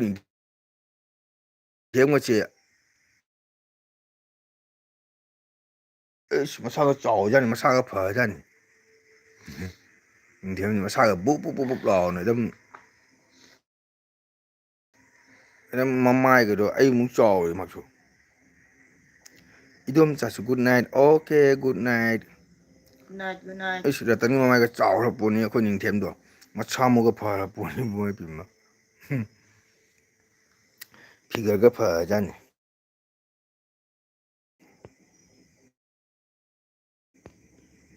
ꯏꯗꯣꯝꯆꯥꯗꯣ ꯁꯤꯕ ꯇꯥꯔꯦꯗ ꯋꯥꯕꯗ ꯍꯀꯥꯝꯗꯨꯗꯤ ꯂꯣꯏꯔꯦꯍꯦ ꯐꯖꯅ ꯐꯖꯩꯅꯦ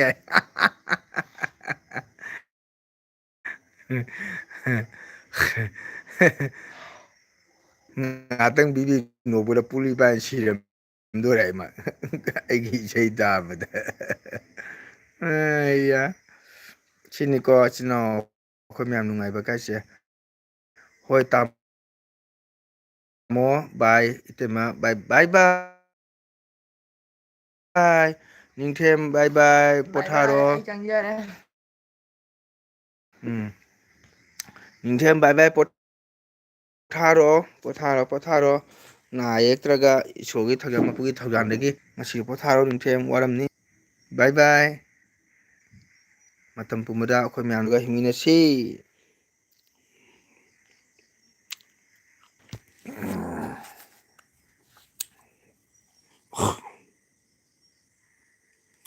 ꯑꯗꯨ ꯀꯀꯥ ꯑꯩꯒꯤ ꯂꯨꯍꯣꯡꯕ ꯆꯠꯂꯨꯕꯒꯤ ꯐꯣꯇꯣ ꯊꯥꯔꯛꯀꯦ ꯌꯦꯡꯉꯨꯀꯣ ꯀꯀꯥ ꯐꯖꯕ꯭ꯔꯥ ꯌꯦꯡꯉꯨꯕꯀꯣ ꯍꯣꯏ ꯌꯦꯡꯒꯦ ꯀꯀꯥꯅ ꯌꯦꯡꯒꯦ ꯏꯆꯥꯒꯤ ꯂꯨꯍꯣꯡꯕ ꯌꯦꯡꯒꯦ ꯌꯦꯡꯒꯦ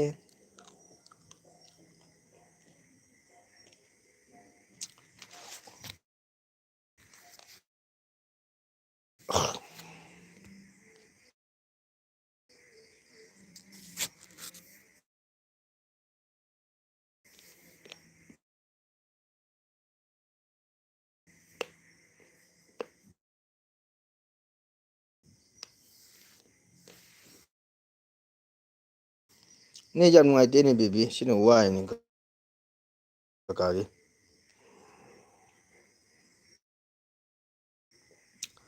ꯑꯗꯨꯅ ꯚꯤꯗꯤꯑꯣꯒ ꯁꯦꯝꯕ ꯉꯝꯗꯦ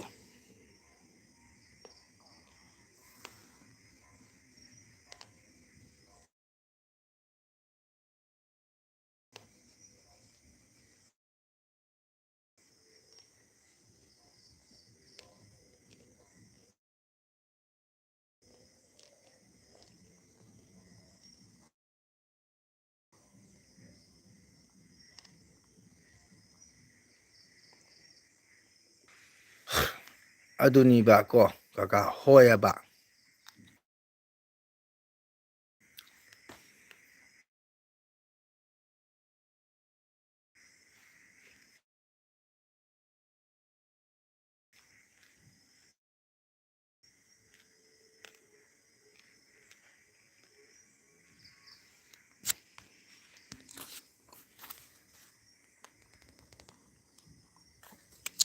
ꯁꯨꯃꯥꯡ ꯊꯣꯛꯑꯒ ꯅꯦꯠꯁꯦ ꯈꯤꯇꯪ ꯅꯨꯡꯉꯥꯏ ꯕꯦꯕꯤ ꯑꯕꯦꯝꯃꯗꯤ ꯇꯨꯝꯈ꯭ꯔꯕ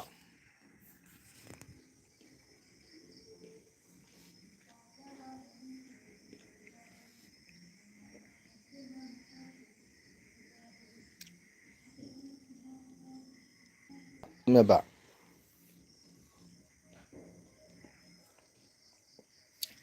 ꯅꯪ ꯆꯥꯛ ꯆꯥꯔꯕꯣ ꯑꯥꯔꯦꯁ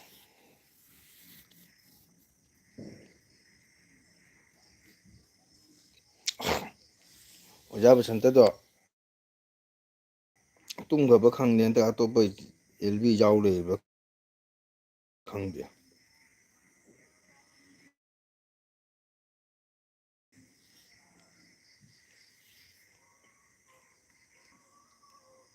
ꯑꯣꯏꯃ ꯅꯤꯡꯊꯦꯝꯅ ꯍꯅꯨꯕꯤ ꯅꯨꯡꯁꯤꯕꯤ KFC ꯑꯣꯏꯃ ꯃꯌꯥꯝ ꯑꯩꯈꯣꯏ ꯂꯣꯏꯅ ꯊꯣꯛꯂꯛꯑꯣ ꯃꯌꯥꯝ ꯅꯠꯇ꯭ꯔꯗꯤ ꯀꯀꯥꯁꯦ ꯂꯣꯏꯁꯤꯜꯂꯣ ꯌꯥꯗ꯭ꯔꯕꯀꯣ ꯃꯌꯥꯝ ꯑꯣꯏꯃꯥ ꯅꯤꯡꯊꯦꯝ ꯍꯅꯨꯕꯤ ꯅꯨꯡꯁꯤꯕꯤ KFC ꯀꯌꯥ ꯐꯖꯅ ꯈꯪꯉꯤꯅꯦ ꯌꯦꯡꯉꯣ ꯑꯩꯈꯣꯏ ꯅꯤꯡꯊꯦꯝꯅ ꯍꯅꯨꯕꯤ ꯅꯨꯡꯁꯤꯕꯤ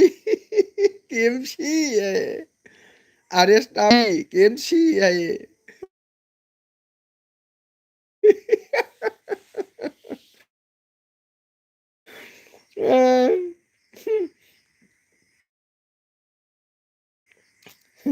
ꯑꯩ ꯅꯤꯡꯊꯦꯝꯁꯦ ꯍꯩꯔꯕ ꯉꯥꯡꯕꯁꯦ ꯃꯣꯜꯂꯤ ꯃꯣꯜꯂꯤꯅ ꯃꯣꯜꯂꯤ ꯃꯣꯜꯂꯤ ꯉꯥꯡꯕꯁꯦ ꯍꯩꯔꯕ ꯆꯥꯔꯦ ꯍꯥꯏꯈ꯭ꯔꯦ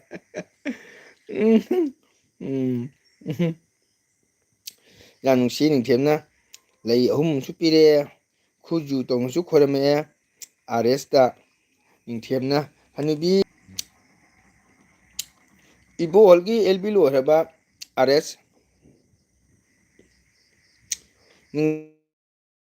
ꯅꯤꯡꯊꯦꯝ ꯅꯪ ꯋꯥꯔꯝꯅꯤ ꯄꯣꯊꯥꯔꯣ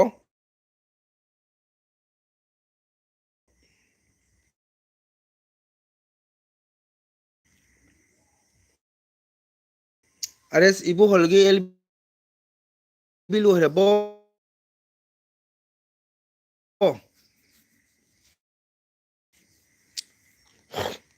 ꯌꯥꯔꯦꯗ ꯈꯔ ꯅꯣꯛꯑꯣꯗꯤ ꯂꯣꯏꯁꯤꯜꯂꯣ ꯍꯥꯏꯕꯅꯤꯀꯣ ꯑꯩꯅ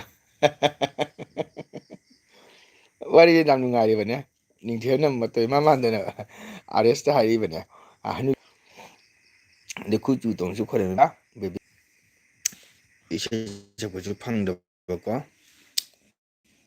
ꯗꯤꯋꯥꯂꯤ ꯅꯨꯃꯤꯠꯀ ꯑꯣꯏꯕꯅꯤꯅ ꯆꯠꯅꯤꯡꯗ꯭ꯔꯕ ꯍꯌꯦꯡꯁꯦ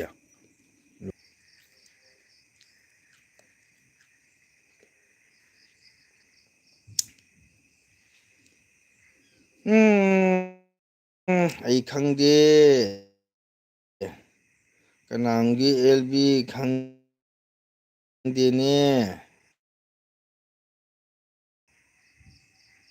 ꯅꯨꯃꯤꯠꯇꯒꯤ ꯆꯪꯉꯤ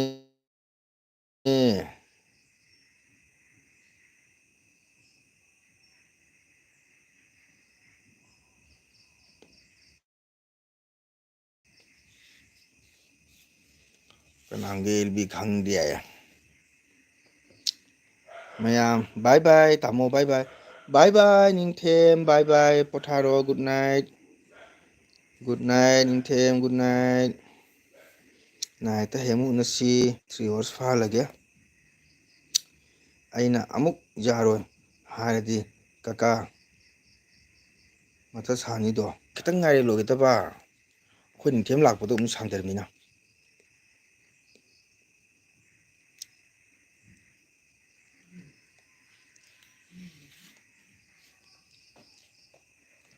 ꯈꯤꯇꯪ ꯉꯥꯏꯔꯦꯗ ꯃꯌꯥꯝꯁꯦ ꯂꯒꯥꯎ ꯀꯟꯅ ꯁꯥꯟꯅꯔꯤꯕ ꯀꯩꯅꯣ ꯍꯣꯏ ꯂꯥꯎꯕ ꯇꯥꯏ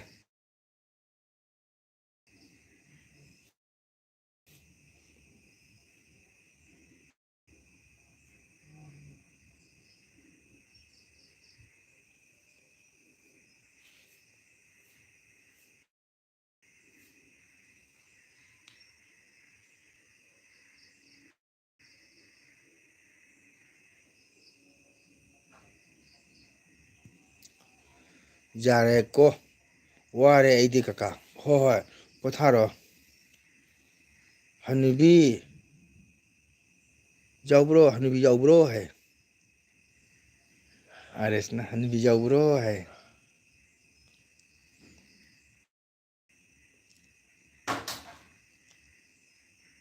ꯍꯅꯨꯕꯤ ꯌꯥꯎꯕ꯭ꯔꯣ ꯍꯥꯏ ꯍꯅꯨꯕꯤ ꯌꯥꯎꯕ꯭ꯔꯣ ꯍꯥꯏ ꯍꯅꯨꯕꯤ ꯌꯥꯎꯕ꯭ꯔꯣ ꯍꯅꯨꯕꯤ ꯌꯥꯎꯕ꯭ꯔꯣ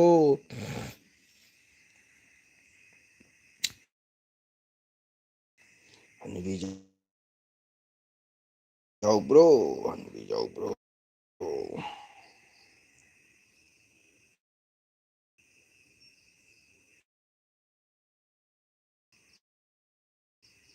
ꯌꯥꯔꯦꯀꯣ ꯎꯏꯔꯦ ꯇꯨꯝꯃꯣ ꯍꯣꯏ ꯍꯣꯏ ꯇꯨꯝꯃꯁꯤ ꯇꯨꯝꯃꯁꯤ ꯇꯨꯝꯃꯁꯤ ꯑꯩꯒꯤ ꯏꯆꯥ ꯅꯨꯡꯁꯤꯕꯤ ꯇꯨꯝꯃꯁꯤ ꯇꯨꯝꯃꯁꯤ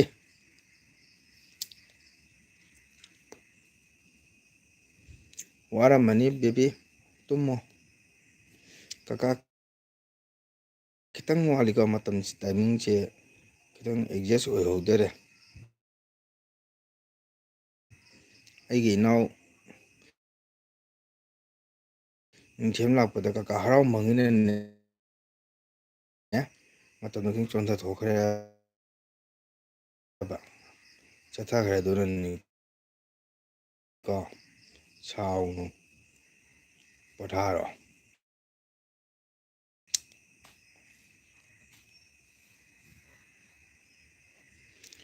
ꯃꯌꯥ ꯍꯅꯨꯕꯤꯅꯣꯅ ꯃꯇꯝ ꯍꯥꯏ ꯅꯨꯡꯁꯤ ꯆꯥꯟꯅꯅ ꯂꯩꯃꯤꯟꯅꯁꯤ ꯍꯔꯥꯎ ꯇꯌꯥꯝꯅ ꯂꯩꯃꯤꯟꯅꯁꯤ ꯅꯥꯗꯕ ꯌꯦꯛꯇꯕ ꯊꯃꯣꯏ ꯇꯤꯡꯅ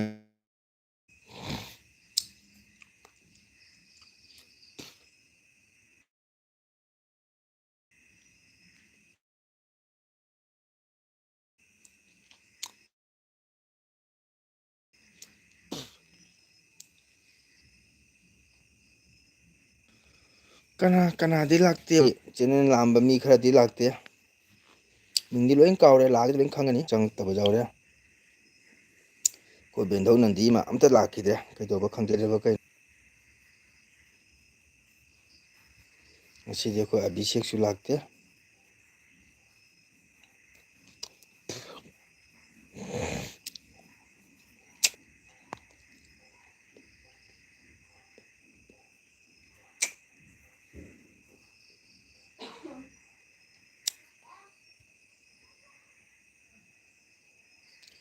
ꯂꯥꯛꯂꯣ ꯂꯥꯛꯂꯣ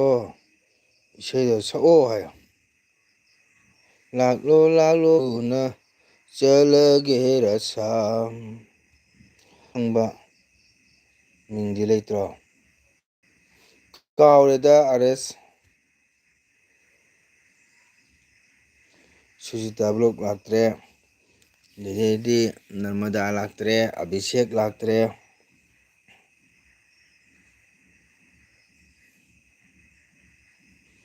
ꯂꯥꯛꯑꯣ ꯂꯥꯛꯑꯣ ꯀꯟꯍꯩꯌꯥ ꯕ꯭ꯔꯖꯕꯨ ꯊꯥꯗꯣꯛꯇꯨꯅ ꯆꯠꯂꯒꯦ ꯔꯥꯁꯥꯝ ꯆꯠꯂꯣ ꯆꯠꯂꯣ ꯄꯨꯛꯅꯤꯡ ꯕ꯭ꯔꯖꯕꯤꯟꯗꯥꯕꯟꯗ ꯆꯠꯆꯔꯣ ꯊꯋꯥꯏ ꯍꯛꯆꯥꯡ ꯍꯔꯤ ꯃꯥꯒꯤ ꯆꯔꯟꯗ ꯆꯠꯂꯣ ꯆꯠꯂꯣ ꯄꯨꯛꯅꯤꯡ ꯕ꯭ꯔꯖꯕꯤꯟꯗꯥꯕꯟꯗ ꯆꯠꯆꯔꯣ ꯊꯋꯥꯏ ꯍꯛꯆꯥꯡ ꯍꯔꯤ ꯃꯥꯒꯤ ꯆꯔꯟꯗ ꯑꯗꯨꯃꯥꯏꯅ ꯅꯠꯇꯦꯍꯦ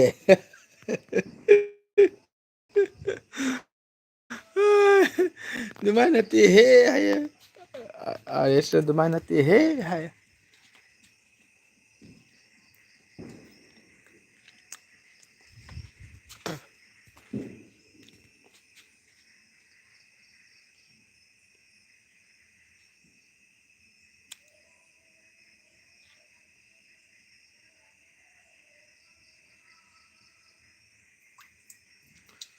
ꯀꯃꯥꯏꯅ ꯁꯛꯇꯣꯏꯅꯣ ꯑꯗꯨꯃꯥꯏꯅ ꯅꯠꯇꯦꯍꯦ ꯍꯥꯏꯔꯦ ꯀꯃꯥꯏꯅ ꯁꯛꯀꯗꯣꯏꯅꯣ ꯑꯩꯗꯤ ꯈꯪꯗ꯭ꯔꯦ ꯅꯪ ꯁꯛꯂꯛꯑꯣ ꯑꯩꯗꯤ ꯈꯪꯗ꯭ꯔꯦ ꯅꯪ ꯁꯛꯂꯛꯑꯣ ꯏꯁꯩꯗꯣ ꯃꯌꯥꯝ ꯃꯝꯃꯦꯀꯣ ꯑꯃꯝꯕ ꯒꯥꯏꯁꯦ ꯑꯃꯝꯕ ꯒꯥꯏꯁꯦ ꯁꯤꯅꯤ ꯇꯤꯅꯧ ꯑꯃꯝꯕ ꯊꯃꯝꯕ ꯑꯃꯝꯕ ꯊꯃꯝꯕ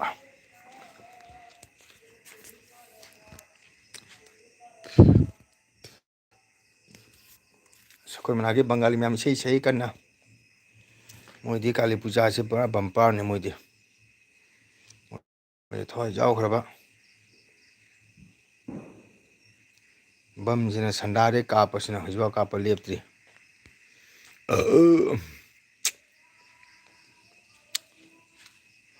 ꯂꯥꯛꯑꯣ ꯆꯠꯁꯤ ꯀꯣꯏꯃꯤꯟꯅꯁꯤ ꯀꯗꯥꯏ ꯂꯥꯎꯅꯦ ꯑꯩ ꯍꯩꯇ꯭ꯔꯦꯗ ꯑꯥꯔꯦꯁ ꯑꯗꯨ ꯆꯧꯔꯗꯤ ꯑꯩ ꯀꯔꯤꯝ ꯎꯄꯥꯏ ꯂꯩꯇ꯭ꯔꯦ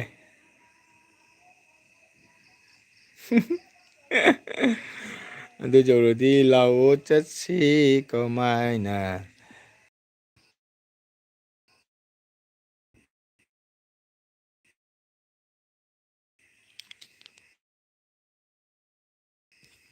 ꯈꯨꯖꯦꯡ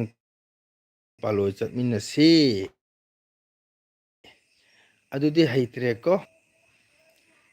ꯑꯗꯨꯗꯤ ꯅꯪ ꯁꯛꯂꯛꯑꯣ ꯁꯛꯂꯒ ꯊꯥꯔꯛꯑꯣ ꯋꯥꯆꯞꯇ ꯑꯗꯨ ꯏꯁꯩ ꯍꯩꯇꯦ ꯕꯦꯕꯤ ꯅꯪ ꯄꯣꯊꯥꯔꯣ ꯀꯀꯥ ꯂꯣꯏꯁꯤꯜꯂꯅꯤꯁꯨ ꯃꯤꯅꯤꯠ ꯈꯤꯇꯪ ꯋꯥꯠꯂꯦꯕꯀꯣ ꯑꯗꯨꯅꯅꯤ ꯀꯗꯥꯏ ꯂꯥꯛꯎꯅꯦ ꯃꯐꯝ ꯀꯥꯏꯗ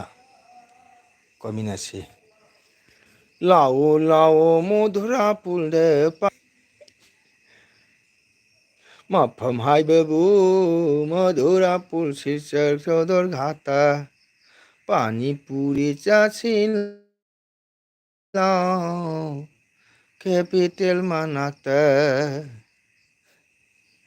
ꯂꯥꯛꯑꯣ ꯂꯥꯛꯑꯣ ꯆꯠꯁꯤ ꯂꯥꯎ ꯀꯦꯄꯤꯇꯦꯜ ꯃꯃꯥꯡꯗ ꯅꯝꯕꯔ ꯂꯩꯔꯒꯅꯤ ꯊꯥꯗꯣꯔꯤꯕ ꯑꯣꯖꯥ ꯅꯝꯕꯔ ꯂꯩꯇ꯭ꯔꯅꯦ ꯑꯣꯏꯃꯥ ꯀꯃꯥꯏꯅ ꯇꯧꯅꯤ ꯅꯝꯕꯔ ꯂꯩꯇꯦ ꯑꯩ ꯃꯤꯡ ꯑꯗꯨꯝ ꯁꯔꯁ ꯇꯧ ꯋꯥꯆꯞꯇ ꯃꯦꯁꯦꯟꯖꯔꯗ ꯑꯗꯨꯒ ꯑꯗꯨꯝ ꯀꯣꯜ ꯇꯧꯔꯛꯑꯣ ꯋꯥꯆꯞꯇꯒꯤ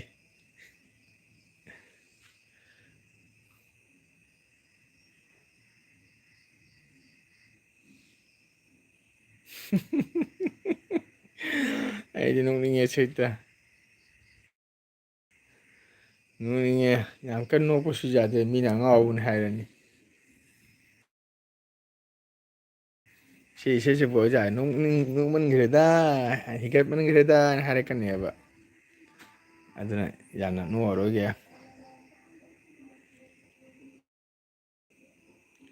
ꯀꯔꯤꯅꯣ ꯀꯀꯥ ꯏꯁꯩꯁꯦ ꯂꯩꯁꯥꯕꯤꯅꯤꯀꯣ ꯑꯥꯔꯦꯁꯁꯦ ꯑꯥꯔꯦꯁ ꯑꯩꯁꯦ ꯂꯩꯁꯥꯕꯤꯅꯤꯀꯣ ꯍꯥꯏ ꯀꯔꯤꯅꯣ ꯀꯀꯥ ꯑꯥꯔꯦꯁ ꯑꯩꯁꯦ ꯂꯩꯁꯥꯕꯤꯅꯤꯀꯣ ꯑꯣꯀꯦ ꯂꯩꯁꯥꯕꯤ ꯂꯩꯁꯥꯕꯤ ꯍꯣ ꯂꯩꯁꯥꯕꯤ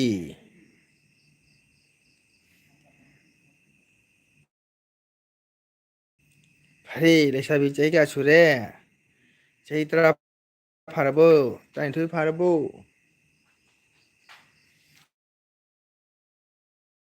ꯃꯣꯏ ꯙꯣꯞ ꯂꯒꯥꯎ ꯁꯥꯟꯅꯔꯤꯕ ꯈꯪꯗꯦ ꯑꯗꯨꯝ ꯄꯦꯡ ꯄꯦꯡ ꯉꯥꯡꯕ ꯇꯥꯟꯅꯩ ꯅꯦꯠ ꯅꯨꯡꯉꯥꯏꯇꯦ ꯏꯃꯨꯡꯗ ꯅꯝꯕꯔ ꯂꯩꯇ꯭ꯔꯒ ꯀꯃꯥꯏꯅ ꯊꯣꯛꯇꯣꯏꯅꯣ ꯑꯁꯨꯝ ꯁꯥꯔꯁ ꯇꯧ ꯋꯥꯆꯞꯇ ꯑꯩ ꯃꯤꯡꯗ ꯃꯣꯡꯒꯣꯜ ꯁꯤꯡꯍꯥ ꯍꯥꯏꯅ ꯁꯥꯔꯁ ꯇꯧ ꯊꯣꯛꯄ꯭ꯔ ꯌꯦꯡꯉꯨ ꯐꯦꯁꯕꯨꯛꯇꯒ ꯃꯦꯁꯦꯟꯖꯔꯗ ꯍꯦꯛꯇ ꯀꯣꯜ ꯇꯧꯔꯛꯎ ꯌꯥꯕꯅꯤ ꯃꯤꯡ ꯁꯥꯔꯁ ꯇꯧꯔꯒ ꯃꯣꯡꯒꯣꯜ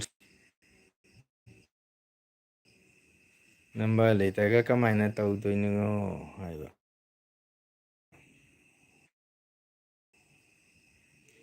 ꯑꯩ ꯕꯦꯕꯤꯁꯦ ꯇꯨꯝꯕ ꯌꯥꯗ ꯃꯥꯜꯂꯦ ꯃꯥꯏ ꯀꯀꯥ ꯑꯦꯕꯤ ꯂꯣꯏꯗꯁꯤꯗ ꯑꯗꯨꯒ ꯄꯨꯟꯅ ꯄꯣꯊꯥꯃꯤꯟꯅꯔꯁꯤꯀꯣ ꯄꯣꯊꯥꯔꯣ ꯑꯥꯔꯦꯁꯁꯨ ꯄꯣꯊꯥꯔꯣ 56 ꯇꯧꯔꯨ ꯁꯨꯔꯦ ꯀꯩꯕ ꯏꯆꯝ ꯆꯝꯅ 56 ꯁꯨꯔꯦ ꯍꯣꯏ ꯍꯣꯏ ꯏꯆꯝ ꯆꯝ ꯕꯦꯕꯤ ꯅꯪꯕ꯭ꯔꯣ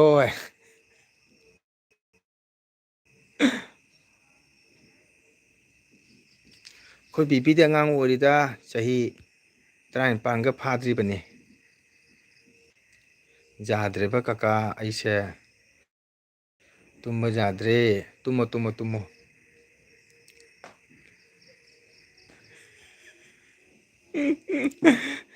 ꯇꯨꯝꯕ ꯌꯥꯗ꯭ꯔꯦ ꯍꯥꯏꯌꯦ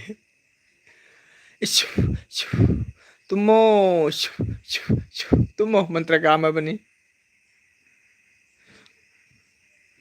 मंत्र काम अभी तुमको तुम मंत्र काम अभी तुमको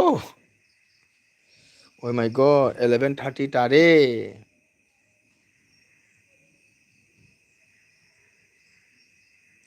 11:30 तारे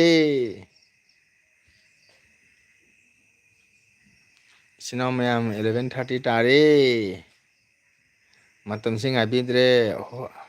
हाय ओजा तोलहल होय करिनो ओजा गुड नाइट ओइरो आई बम थारुगे थारुरो आरेस थारुरो ओके sino मैम बाय वर्सी baby okay good night R S good night last मतंबाव सरुक जाबिबैदमक्ता बेबी एंड आरेस बु हानिंगा लेतना थागतचरी okay good night baby okay good night R S good night तोलहनगी डायलॉग तौरमो करी अदु जारोय आई नहीं चे करी बंगिरो हां नोगी दमुक दरत्रो आई लवाई सम याउद्रे मैयाना हाइनो खंगदरो हा जारेको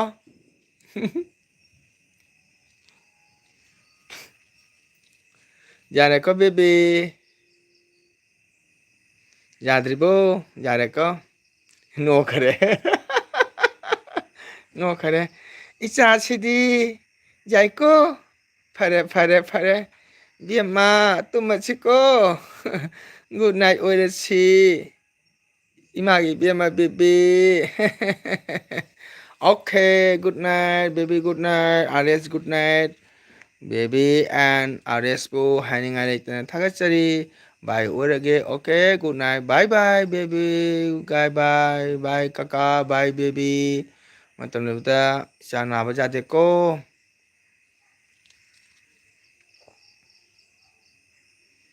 नाबा जादेको टिक टिक लाउंग लेगिदमनिको मणिपुरी रांग लोयगा काका युमदा लाकदबनी खंबा okay sino ma'am bye bye sino ma'am bye bye good night